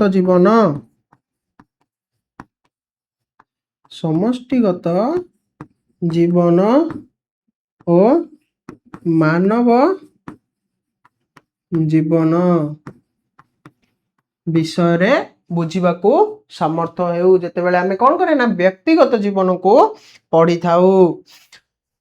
ତ ପରବର୍ତ୍ତୀ ପ୍ରଶ୍ନକୁ ଯିବା ପରବର୍ତ୍ତୀ ପ୍ରଶ୍ନ କଣ ମାନବ ଜୀବନରେ କଣ ଛଡା ଆଉ କିଛି ଦେଖାଯାଏ ନାହିଁ ମାନବ ଜୀବନରେ କଣ ଛଡା ଆଉ କିଛି ଦେଖାଯାଏ ନାହିଁ ନା ମାନବ ଜୀବନରେ କେତେ ଗୁଡିଏ ଘଟଣାର ସମଷ୍ଟି ଛଡା ଆଉ କିଛି ଦେଖାଯାଏ ନାହିଁ ଯେମିତି ଇତିହାସ ହଉଛି ଘଟଣା ବହୁଳ ସେମିତି ମାନବ ଜୀବନ ହଉଛି ଘଟଣା ବହୁଳ କେତେବେଳେ ସୁଖର ଘଟଣା କେତେବେଳେ ଦୁଃଖଦ ଅନୁଭୂତି କେତେବେଳେ कौन ना निंदा अपवाद केतेबेले सम्मान केतेबेले प्रशंसा केतेबेले अपनिंदा तो ठीक सेपरी अनेक घटनार समष्टि छड़ा आउ किछि देखा जाए नहीं तो मानव जीवन कौन ना अनेक घटनार समष्टि अनेक घटनार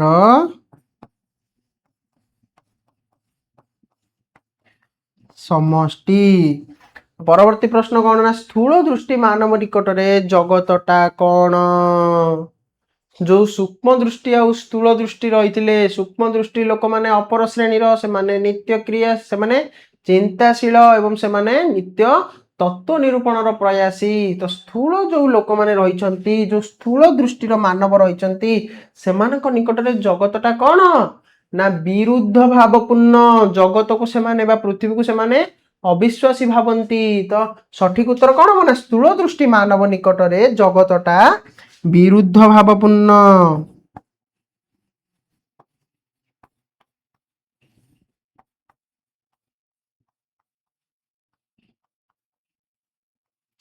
विरुद्ध भावपूर्ण स्थूल दृष्टि मानव निकटरे जगतटा होची विरुद्ध भावपूर्ण परवर्ती प्रश्न को जीवा हमें परवर्ती प्रश्न कौन रही ना परवर्ती प्रश्न रही केउ दुई जन समाज रो अंग समाज रो उन्नति रे उपयोगी केउ माने समाज रो अंग उन्नति रो उपयोगी ना कौन कही से मन पक ऐश्वर्यशाली राजा आउ दिनहीन कृषक मन पक पिला माने मु तुमको उदाहरण देइथिली जे सीमारे अहरह दिवारात्र आमर सुरक्षा पाई प्रहर दौथुबा सैनिक जेतिकी आम देश पाई गुरुत्वपूर्ण ठीक सेपरी जड़े साधारण व्यक्ति बा मानव जे आम देशर संबल को संरक्षण करबा पाई चेष्टा करूची तार मध्य उपयोगिता आम देश पाई सेतिकी गुरुत्वपूर्ण तो ठीक सेपरी कहबा को गले जो केउ दुई जनर कथा लेखक उपस्थापित करथिले नाम ऐश्वर्यशाली धनवान राजा और जड़े दिनहीन कृषक कहीं ना कृषकों बिना आमको कौन खाइबा को मिलिबो किछि मध्य मिली परिबो नहीं तो उभय होउछंती समाज उन्नतिर उपयोगी केउ माने ना ऐश्वर्यशाली राजा आउ दिनहीन कृषक तो उत्तर कौन हम ना ऐश्वर्यशाली राजा ओ दिनहीन किए ना कृषक उभय होउछंती समाज रो उन्नति रे उपयोगी परवर्ती प्रश्न जड़े मनुष्य को जानिबा को हेले तार कौन जानिबा आवश्यक जड़े मनुष्य को जानिबा को हेले हमको कौन जानिबा पड़िबो जदी मते तम विषय रे जानिबा को अछि तमर अतीत जानिबा पड़िबो काहे ना तम भविष्य तो मु जानि परिबिनी तम वर्तमान मु जानि छी तो तम इतिहास जानिबा को पड़िबो तमे जदी मो विषय रे जानिबा को अछि तो मोर इतिहास जानिबा को पड़िबो तो जड़े मनुष्य को जानिबा को हेले तार कौन जानिबा को पड़िबो ना इतिहास तार इतिहास जानिबा को हेबो तेबे जाई आमे से मनुष्य को भल भाबरे जानि परिबा परवर्ती प्रश्न को जीवा ना व्यक्तिगत जीवन रो इतिहास को आम्भे माने केउ आख्या प्रदान करिथाउ मन पक आत्मजीवन की आत्मलिपि की ना कार आख्या प्रदान करिथाउ ना जीवन चरितर व्यक्तिगत जीवन रो इतिहास को आमे माने जीवन चरितर आख्या प्रदान करिथाउ तो परवर्ती प्रश्न जातिर इतिहास को सेही जातिर कौन बोला जाई पारे जातिर इतिहास को से जातिर कौन बोला जाई पारे ना जेमिति व्यक्तिगत जीवन रो इतिहास को आमे माने कौन करे ना जीवन चरितर आख्या दे पारू ठीक से परि भाबरे गोटे जातिर इतिहास को आमे से जातिर जीवन चरित बोली कहिबा तो जातिर इतिहास को से जातिर कौन कह जीवो ना जीवन चरित कुहा जीवो तो उत्तर कौन हो ना जीवन चरित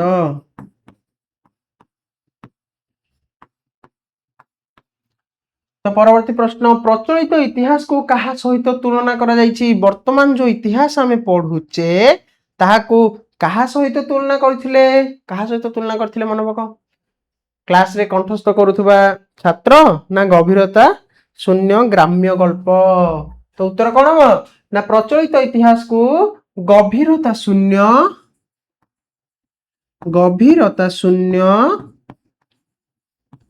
ଗ୍ରାମ୍ୟ ଗଳ୍ପ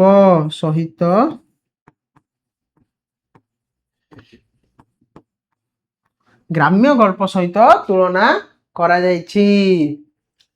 କିନ୍ତୁ ଯଦି ଠିକ ଭାବରେ ଆମେ ନ ପଢିବା ଯୋଉ ଇତିହାସଟାକୁ ତାହେଲେ ସିଏ କଣ ହବ ନା ବିଦ୍ୟାଳୟରେ ପଢୁଥିବା ଗୋଟେ ବିଦ୍ୟାର୍ଥୀ ବା ଯୋଉ କଣ୍ଠସ୍ଥ କରୁଥିବା ଇତିହାସକୁ ପ୍ରକୃତରେ ନ ବୁଝି କଣ୍ଠସ୍ଥ କରୁଥିବା ବିଦ୍ୟାର୍ଥୀ ପରି ହବ ଯେତେବେଳେ ଆମେ ଇତିହାସକୁ ଠିକ ଭାବରେ ନ ପଢିବା। କିନ୍ତୁ ଇତିହାସକୁ ଯଦି ତୁଳନା କରାଯାଇଛି କାହା ସହିତ ନା ଗଭୀରତା ଶୂନ୍ୟ ଗ୍ରାମ୍ୟ ଗଳ୍ପ ସହିତ ତୁଳନା କରାଯାଇଛି। ପରବର୍ତ୍ତୀ ପ୍ରଶ୍ନକୁ ଯିବା। ପ୍ରଥମ ଅବସ୍ଥାରେ ଇତିହାସର କଣ ନଥିଲା?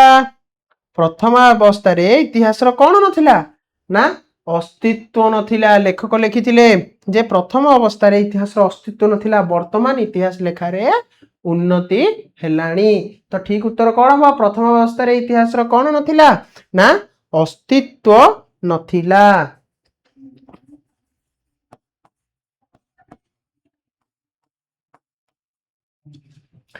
ପରବର୍ତ୍ତୀ ପ୍ରଶ୍ନକୁ ଯିବା। କେଉଁ ଜାତି କଳ୍ପନା ପ୍ରିୟ ଭାବରେ ଖ୍ୟାତ? ସେ ଲେଖିଛନ୍ତି ଯେ କେଉଁ ଦେଶର ଲୋକମାନେ ବେଶୀ କଳ୍ପନା ନା ଭାରତୀୟ ମାନେ ବେଶୀ କଳ୍ପନା ପ୍ରିୟ। ଠିକ ସେପରି କେଉଁ ଜାତି ବେଶୀ କଳ୍ପନା ପ୍ରିୟ ଭାବରେ ଖ୍ୟାତ ନା ହିନ୍ଦୁ ଜାତି। କାହିଁକି ନା ହିନ୍ଦୁ ଜାତି ଲୋକମାନଙ୍କ ପାଖରେ କଳ୍ପନା କରିବାର ଶକ୍ତି ବହୁତ ରହିଛି। ସେମାନେ ପୁଷ୍ପକ ବିମାନର କଳ୍ପନା କରିଛନ୍ତି। ସେମାନେ ଗୋଟେ ସ୍ୱରରୁ ଶହ ସହସ୍ର ସ୍ୱର ବାହାରିବାର କଥା କଳ୍ପନା କରିଛନ୍ତି, ଯାହା ବର୍ତ୍ତମାନ ଆମେ ରାଫେଲ ବିମାନ ହେଉ କି ଯୋଉ ଆମର ଅସ୍ତ୍ର ଶସ୍ତ୍ର ରହିଛି, ଯୋଉ ଆମେ ଆମର ଦେଶକୁ ରକ୍ଷା କରିବା ପାଇଁ ବ୍ୟବହୃତ କରୁଛେ, ସେଗୁଡାକରେ ଦେଖିପାରୁଛେ। ତ କେଉଁ ଜାତି କଳ୍ପନା ପ୍ରିୟ ଭାବରେ ଖ୍ୟାତ ନା ହିନ୍ଦୁ ଜାତି। ତ ପରବର୍ତ୍ତୀ ପ୍ରଶ୍ନ। ପ୍ରତ୍ୟେକ ଜାତିର ପ୍ରାଚୀନ ଇତିହାସ କାହାର ମିଶ୍ରିତ ବିବରଣ? ତ ଯୋଉ ପ୍ରାଚୀନ ଇତିହାସ ରହିଛି ସେ ଇତିହାସ ପ୍ରତ୍ୟେକ ଜାତିର ପ୍ରାଚୀନ ଇତିହାସ କାହାର କଳ୍ପନା ମିଶ୍ରିତ ବିବରଣ ନା ଯୋଉ ଐଶ୍ୱର୍ଯ୍ୟଶାଳୀ ରାଜା ଦିନହୀନ କୃଷକଙ୍କର କି ନା ଉଭୟ ସିନା ସମାଜର ଉନ୍ନତିରେ ଉପଯୋଗୀ, କିନ୍ତୁ ଯୋଉ ଇତିହାସ ବିଷୟରେ କୁହାଯାଇଛି କଣ କରାଯାଇଛି ନା କ୍ଷମତାଶାଳୀ ରାଜା ଆଉ ରାଜବଂଶ ବିଷୟରେ ହିଁ ଉଲ୍ଲେଖ କରାଯାଇଛି। ତ କଣ ହବ ନା ପ୍ରତ୍ୟେକ ଜାତିର ପ୍ରାଚୀନ ଇତିହାସ କ୍ଷମତାଶାଳୀ ରାଜା ଓ ରାଜବଂଶର ମିଶ୍ରିତ ବିବରଣ। ପ୍ରତ୍ୟେକ ଜାତିର ପ୍ରାଚୀନ ଇତିହାସ କଣ ନା କ୍ଷମତାଶାଳୀ ରାଜା ବା ବୀର ପୁରୁଷଙ୍କର କଳ୍ପନା ମିଶ୍ରିତ ବିବରଣ। ଆମେ ଲେଖିବା କଣ ନା କ୍ଷମତାଶାଳୀ ବୀର ପୁରୁଷ କଳ୍ପନା ମିଶ୍ରିତ ବିବରଣ। ତାହା ଛଡା ଆଉ କଣ ହେଇପାରେ ବୋଲି ଲେଖକ ସମାଲୋଚନା ଢଙ୍ଗରେ ଲେଖିଥିଲେ। ପରବର୍ତ୍ତୀ ପ୍ରଶ୍ନ ନା ମନ୍ଦିର ଗୃହରେ ଖୋଦିତ ମୂର୍ତ୍ତି ଓ ଫଳକାଦିରେ ଦେଶର କଣ ଲିଖିତ ହୋଇଅଛି ନା ସେ ଦେଶର ଇତିହାସ ଲେଖା ହୋଇଛି। ଯୋଉ ଆମେ ମୂର୍ତ୍ତି ଖୋଦନ କରୁଛେ ବା ମୂର୍ତ୍ତିକୁ ଆମେ ଉଦ୍ଧାର କରୁଛେ ଆଉ ଯୋଉ ଫଳକ ରହିଛି ସେଇଟା କଣ ଲେଖା ହେଇଛି ନା ସେ ଦେଶର ଇତିହାସ ଲେଖା ଯାଇଛି। ସେ ଦେଶର ଇତିହାସ ବିଷୟରେ ଆମେ ଜାଣୁଛେ, ଯେମିତି ଅଶୋକଙ୍କର ଶିଳାଲିପିରୁ ଆମେ ଜାଣିଥିଲେ ଯେ ଚଣ୍ଡାଶୋକ ଧର୍ମାଶୋକରେ ପରିଣତ ହୋଇଥିଲେ। ତ ପରବର୍ତ୍ତୀ ପ୍ରଶ୍ନ ନା ବର୍ତ୍ତମାନ ଯୁଗରେ ଇତିହାସ ଲିଖନ ପ୍ରଣାଳୀ କିପରି ଓ କାହାର ନିକଟବର୍ତ୍ତୀ? ଯୋଉ ବର୍ତ୍ତମାନ ସମୟରେ ସାମ୍ପ୍ରତିକ ପରିସ୍ଥିତିରେ ଆମେ ଯୋଉ ଲିଖନ ପ୍ରଣାଳୀ ଲେଖୁଛେ ସେ ସବୁବେଳେ କିପରି କାହାର ନିକଟବର୍ତ୍ତୀ ନା ଆଦର୍ଶର ନିକଟବର୍ତ୍ତୀ। ସିଏ ସବୁବେଳେ ଆଦର୍ଶ ଭାବରେ ବା କଣ ନା ଆଦର୍ଶକୁ ଉପଯୋଗ କରି ଲେଖା ଯାଉଛି। ଆଉ ଲିଖନ ପ୍ରଣାଳୀ କିପରି ନିକଟବର୍ତ୍ତୀ ହଉଛି ନା ସ୍ୱତନ୍ତ୍ର ଭାବରେ ବର୍ତ୍ତମାନ ଯୁଗର ଇତିହାସ ଲିଖନ ପ୍ରଣାଳୀକୁ ସ୍ୱତନ୍ତ୍ର ଭାବରେ ଲେଖା ଯାଉଛି। ଇତିହାସରେ କଣ ନା ହିଂସାକୁ ସ୍ଥାନ ଦିଆଯାଉ ନାହିଁ, ଆଦର୍ଶର କଥା ଲେଖା ଯାଉଛି।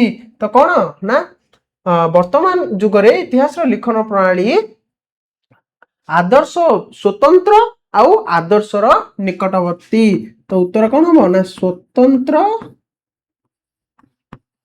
ଓ ଆଦର୍ଶ ନିକଟବର୍ତ୍ତୀ ଓ ଆଦର୍ଶର ନିକଟବର୍ତ୍ତୀ। ତ ପରବର୍ତ୍ତୀ ପ୍ରଶ୍ନ, ବର୍ତ୍ତମାନ ଯୁଗର ଇତିହାସରେ ମାନବ ଜୀବନର କେଉଁ ବ୍ୟାପାର ଯୋଗ ହୋଇଛି? ବର୍ତ୍ତମାନ ଯୁଗର ଯୋଉ ଇତିହାସ ରହିଛି ସେଇଟାରେ ମାନବ ଜୀବନର କଣ ନା ସବୁ ପ୍ରକାରର ବ୍ୟାପାର ଯୋଗ ହଉଛି। ବର୍ତ୍ତମାନ କେବଳ ବୀର ପୁରୁଷଙ୍କର ଇତିହାସ ଲେଖା ହଉନି, ମାନବ ଜୀବନର ଯାହା ବି ରହୁଛି ତାର ଆଚାର ବ୍ୟବହାର ପରିଚ୍ଛଦ ଯୋଉ ପୋଷାକ ପରିଚ୍ଛଦ ସେ ସବୁ ବିଷୟ ସର୍ବବିଧ ବ୍ୟାପାରକୁ ଯୋଗ କରାଯାଇଛି। ତ ଉତ୍ତର କଣ ହବ ନା ସର୍ବବିଧ ବ୍ୟାପାରକୁ ଯୋଗ କରାଯାଉଛି। ପରବର୍ତ୍ତୀ ପ୍ରଶ୍ନ, ଇତିହାସ ଯେପରି ଭାବରେ ଲିଖିତ ହେଉ କାହା ଉପରେ ତାହାର ଉପକାରିତା ବହୁ ପରିମାଣରେ ନିର୍ଭର କରେ?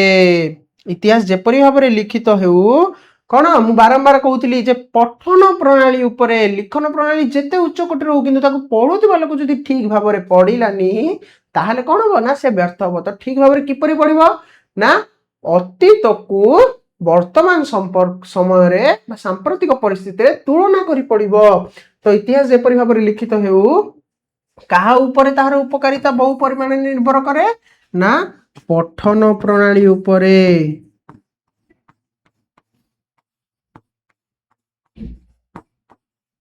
ପଠନ ପ୍ରଣାଳୀ ଉପରେ ତାର ଉପକାରିତା ବହୁ ପରିମାଣରେ ନିର୍ଭର କରେ।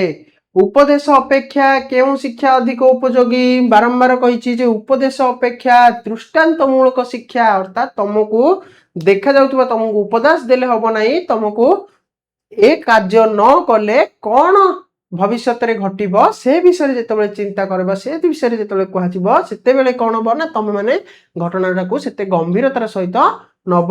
ତ ଉପଦେଶ ଅପେକ୍ଷା ଦୃଷ୍ଟାନ୍ତ ଶିକ୍ଷା ଅଧିକ ଉପଯୋଗୀ।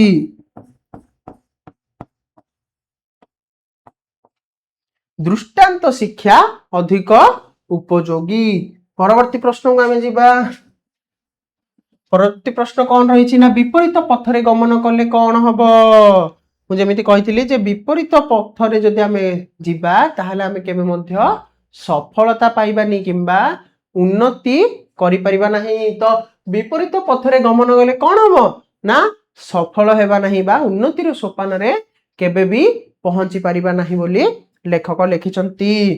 ତ ବିପରୀତ ପଥରେ ଗମନ କଲେ କେହି କେବେ ଉନ୍ନତିର ସୋପାନରେ ପହଞ୍ଚି ପାରେ ନାହିଁ।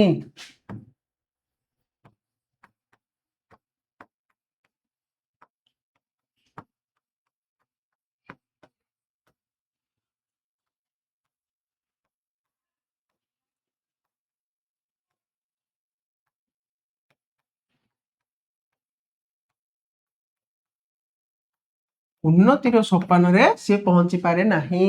ଅହଙ୍କାରୀ ମସ୍ତକରେ କେଉଁ କଥା ଉଜ୍ଜଳ ଅକ୍ଷରରେ ଲିଖିତ ହେଇଛି? ଏଇଟା ଉତ୍କଳ ଅକ୍ଷର ନୁହଁ, ଉଜ୍ଜଳ ଅକ୍ଷରରେ ଲିଖିତ ହୋଇଛି। ଅହଙ୍କାରୀର ମସ୍ତକରେ କୋଉ କଥା ଲେଖା ହେଇଛି ନା ପତନର କଥା। ମନେ ପକାଅ ଯେ ଅହଙ୍କାରୀ ଯୋଉମାନେ ଅହଙ୍କାର କରୁଥିବେ ସେମାନଙ୍କର ମସ୍ତକରେ ପତନର କଥା ଲେଖା ଯାଇଛି। ନା ଅହଙ୍କାରୀଙ୍କର ମସ୍ତକରେ ସଦା ସର୍ବଦା ପତନ ହୁଏ ବା ଅହଙ୍କାରୀ ମାନଙ୍କର କଣ ହୁଏ ନା ବିନାଶ ଘଟେ। ଆଉ ଯୋଉ ସାର ବସ୍ତୁ ଯୋଉ ପ୍ରକୃତ ସତ୍ୟ ଯୋଉଟା ଯିଏ କି ଉନ୍ନତି ସହିତ ସମ୍ବନ୍ଧ ରଖିଛି, ସତ୍ୟର ଉନ୍ନତି ସତ୍ୟ ସହିତ ଉନ୍ନତିର ସମ୍ବନ୍ଧ ଥିବ ସିଏ କଣ ନା ସବୁବେଳେ ଆହୁରି ଉଜ୍ଜଳିତ ଭାବରେ ପ୍ରତିଭାତ ହୁଏ। ଇତିହାସ ବଜ୍ର ଗମ୍ଭୀର ସ୍ୱରରେ କଣ ଘୋଷଣା କରିଛି? ଇତିହାସ ବଜ୍ର ଗମ୍ଭୀର ସ୍ୱରରେ କଣ କହିଛି? ମୁଁ ପ୍ରଥମରୁ ତମକୁ କହୁଛି ଯେ ଇତିହାସ ସବୁ ଆମକୁ କଣ ଶିକ୍ଷା ଦେଇଛି ନା ଧର୍ମର ଜୟ ଆଉ ପାପର ପରାଜୟ ବା ପାପର କ୍ଷୟ। ତ ଇତିହାସ ବଜ୍ର ଗମ୍ଭୀର ସ୍ୱରରେ ଘୋଷଣା କରିଛି ଯେ ଧର୍ମର ଜୟ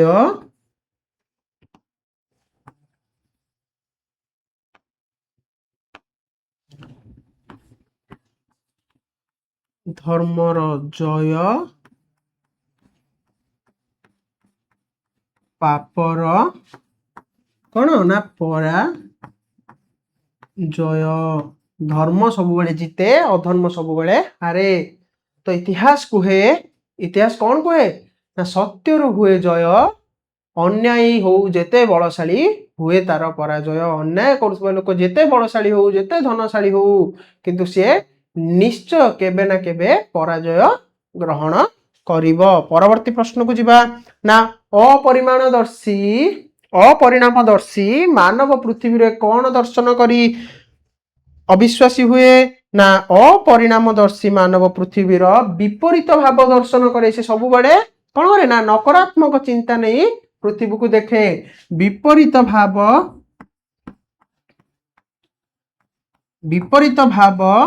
दर्शन करी से कौन हुए ना अविश्वासी हुए किए ना अपरिणामदर्शी मानव। परवर्ती प्रश्न इतिहास को केउ शिक्षक भाव में अभिहित करा जायछि इतिहास को केउ शिक्षक कहा जायछि ना द्वितीय शिक्षक। इतिहास को जदि आमे भलो से पढ़िबा ताले इतिहास होउचंती हमर द्वितीय शिक्षक।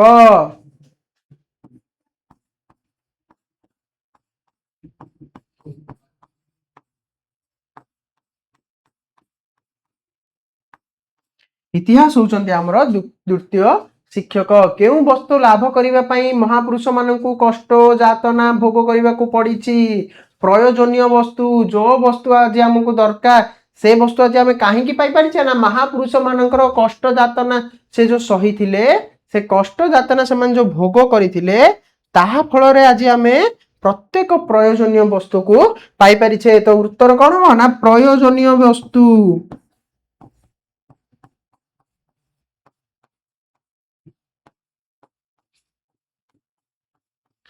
प्रयोजनीय वस्तु लाभ करिबा पई महापुरुषंकु कष्ट जातना भोग करिबा को पड़िछि। परवर्ती प्रश्न केउ मानक संपर्क रे किंचित ज्ञान लाभ करिबा उचित कहा संपर्क रे आमे ज्ञान लाभ करिबा उचित ना जो माने आंभ मानक पई देहपात करिसंती जो माने आंभ मानक पई निजको उत्सर्गीकृत करिसंती। तो उत्तर कोन हो ना जो महिमान्वित बा जो महापुरुष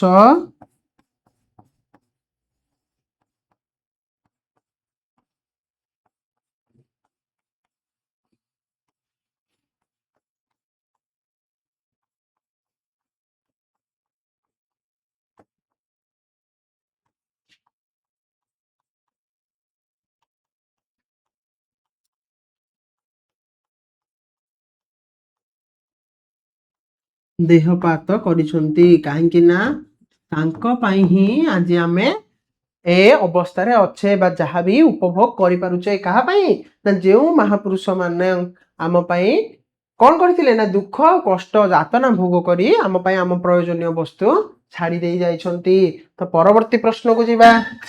परवर्ती प्रश्न कौन रही किए भविष्यतर पिता रूपे दंडायमान अतीतर संतान मु उदाहरण दे बुझीथिली अतीतर संतान कौन ना भविष्यतर पिता रूप रे दंडायमान जो अतीतर संतान से सब बेले हमको सचेतन कराए भविष्यत रे। तो अतीतर संतान भविष्यतर पिता रूपे दंडायमान। परवर्ती प्रश्न पुत्र पाई कौन रखी दिबा पितार कर्तव्य नुहे पुत्र पाई केवल पैतृक संपत्ति जो पिता जदि केवल पैतृक संपत्ति छाड़ी दे जिबे ताले कौन हबो पुत्र मध्य निजे किछि रोजगार करिवनी से मध्य ता पिला पई कौन करिवो ना पैतृक संपत्ति छाड़ी दे चली जिवो जहा फल रे कौन हबो ना बसी खाइले जेपरि नई बाली सरी जाए सेपरि धीरे धीरे पैतृक संपत्ति सरी सरी जीव। तो कौन ना स्व अर्जित किछि धन राशि छाड़ी जीवा उचित। तो एठी उत्तर कौन हबो पुत्र पई कौन रखी जीवा उचित नुह पुत्र पई केवल पैतृक पुत्र पई केवल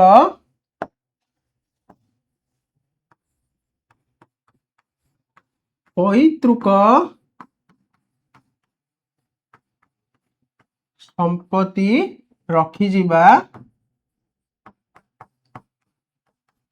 पितार कर्तव्य नुह से किछि मध्य स्व अर्जित संपत्ति रखिबा फल रे पुत्र मध्य सेई धारा रे से मध्य किछि रोजगार करिबा पई चेष्टा करिवो। जाति अयोग्य हेले तार गति कुआडे जाति जदि अयोग्य हबो जाति रे जदि योग्य लोक रहिबनी ताहले से कोन हबो ना रसा तळ को चली जीवो। तो जाति अयोग्य हेले तार गति रसा तळ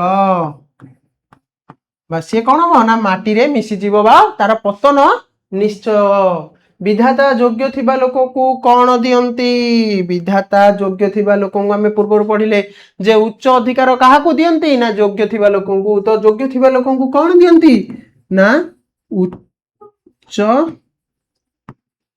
ଅଧିକାର ଦିଅନ୍ତି जो माने योग्य से मानको सब बेले कौन भगवान बा विधाता उच्च अधिकार दियंती।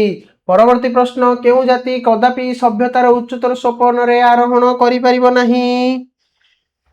कोउ जाति जो जाति रे योग्य लोक नथिबे अर्थात नीतिहीन नीतिहीन अनुदार जाति केबे मध्य उच्चतर सोपान रे आरोहण करि परिबो नाही। नीतिहीन तब जो माने नीति नियम रे नथिबे सेमान सेई जाति केबे मध्य नीतिहीन अनुदार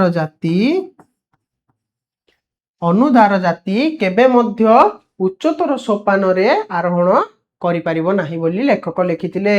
लेखक केवल इतिहास लिखन प्रणाली पठन प्रणाली नुह केपरि भाबरे गोटे जाति गोटे धर्म गोटे व्यक्ति विशेष तिष्ठि परिबो बा उन्नतिर सोपान अतिक्रम करि परिबो से विषय रे उल्लेख करिसंती। धर्म अधर्मर कथा सत्य असत्य अन्याय अनीति ए कथा को से सुंदर भाबरे उपस्थापन करिसंती। परवर्ती प्रश्न मनुष्यर अनुरागर कारण कौन। मनुष्यर अनुरागर कारण कौन थिला ना सी सब बेले कौन करे ना स्वजाति सहित ही संपर्क रखे अन्य जाति को कौन करे ना टिके तळ बोली भाबे बा टिके कौन ना निम्न बोली भाबे। किंतु आमे कौन भावंती जे निज जाति आम पई श्रेष्ठ हेले अन्य समस्त आमे सम्मान देबा काहाकू असम्मान करिबानी। तो मनुष्य अनुरागर कारण कौन ना स्वजाति संगरे संपर्क बा स्वजाति सहित कौन ना अत्यधिक संपर्क बा निकट संपर्क स्वजाति संगे निकट संपर्क एटा ही होची मनुष्यर अनुरागर कारण। परवर्ती प्रश्न कौन ना मनुष्यर केउ अभाव को दोष बोली कहा जायछि। मनुष्यर केउ अभाव को ना मनुष्यर स्वजाति संगे अनुरागर अभाव को जदि मनुष्यर निज सहित निज जाति सहित कौन ना अनुराग रहिबनी ताहले कौन हबो ना ताकू दोषी रे गणा जाए। मनुष्यर केउ अभाव को ना स्वजाति संगे स्वजाति संगे अनुराग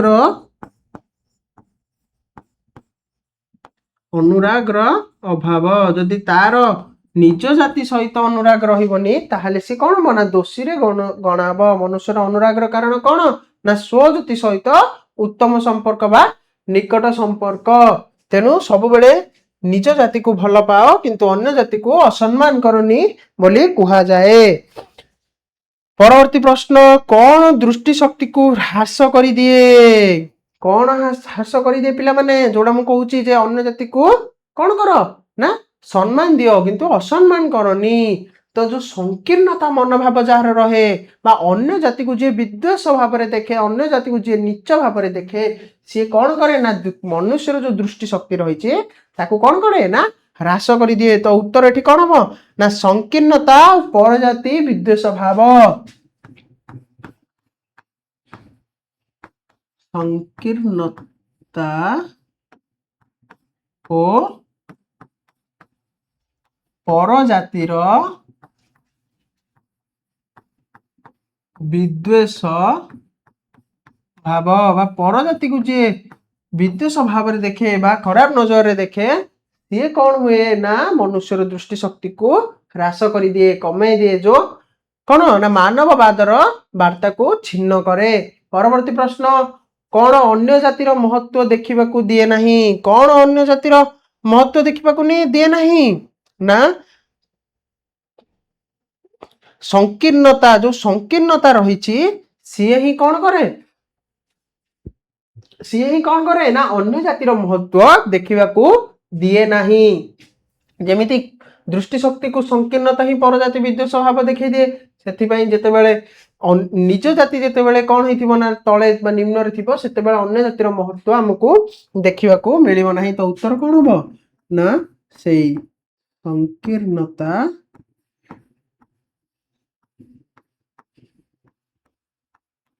ओ कौन ना परजाति विद्वेष भाव पर जाति विद्वेष भाव संकीर्णता अन्य जातिर महत्व को देखा दिए ना जिते तमें कम मार्क आनीथिबो तुम सांग अधिक मार्क आणला तुमर खुशी हब नहीं तो यहीटा ही जो संकीर्णता मनोभाव कौन करे ना दृष्टि शक्ति को कमे दिए सी अधिक मार्क आणला तमें भी अधिक मार्क आने चेष्टा करिवो किंतु ता खुशी रे केबे मध्य ईर्षा करिवो नहीं कौन उन्नति लाभर उत्कृष्ट सहाय उन्नति लाभर उत्कृष्ट सहाय किए ना पूर्व गौरवर स्मृतिचारण पूर्व गौरव को जिते बड़े आम मन पकेबा सी आमको सब कौन करिवो ना उन्नति पाई प्रेरणा देव बा उन्नति करने सहायक हम कौन उन्नति लाभर उत्कृष्ट सहाय ना पूर्व गौरवर स्मृति चारण करबा बा पूर्व गौरवर स्मृति को मन पकेबा तो उत्तर कौन हम ना पूर्व गौरव स्मृति को मन पकेबा पूर्व गौरवर स्मृति होची उन्नत लाभर उत्कृष्ट सहाय परवर्ती प्रश्न पूर्व गौरवर स्मृति केवल स्मृति बा वाक्य मात्र अवस्थित कले कौन हेबो बोली कहा जायछि जदि पूर्व गौरवर स्मृति केवल स्मृति ही रहइबो हमकु प्रेरणा देबो नहीं ताले कौन हबो किछि मध्य लाभ हेबो नहीं कौन हबो ना लाभ फल हेबो नहीं जदि पूर्व गौरवर स्मृति को आमे आदरी नहीं आग को बढ़िबा को चेष्टा करिबानी केवल कौन करिबा ना तार बड़ाई करिबा बा ताकु नै आमे केवल गर्व ही करिबा अहं भाव रखिबा ताहले किछि मध्य लाभ हेबो नाही ताकु नै आमे केवल वाक्य रे न रखी कर्म रे विनियोग करिबा तो परवर्ती प्रश्न बा शेष प्रश्न ए जो 1 मार्क रो कोन ना ईश्वर आंभ मानक देश को कहा हस्तरु उद्धार करंतु बोली कहिचंती कहा हस्तरु ना विकृत मानकर हस्तरु प्रथम जो संभाव्य उत्तरमूलक प्रश्न मध्य शेष प्रश्न बदहुए थिला जे कहा हस्तरु उद्धार करने को कही ना विकृत मानक हस्तरु ठीक से परी ईश्वर आंभ मानक देश को विकृत मानकर हस्तरु उद्धार करबा पई कहिसंते काहेकि ना विकृत मानकर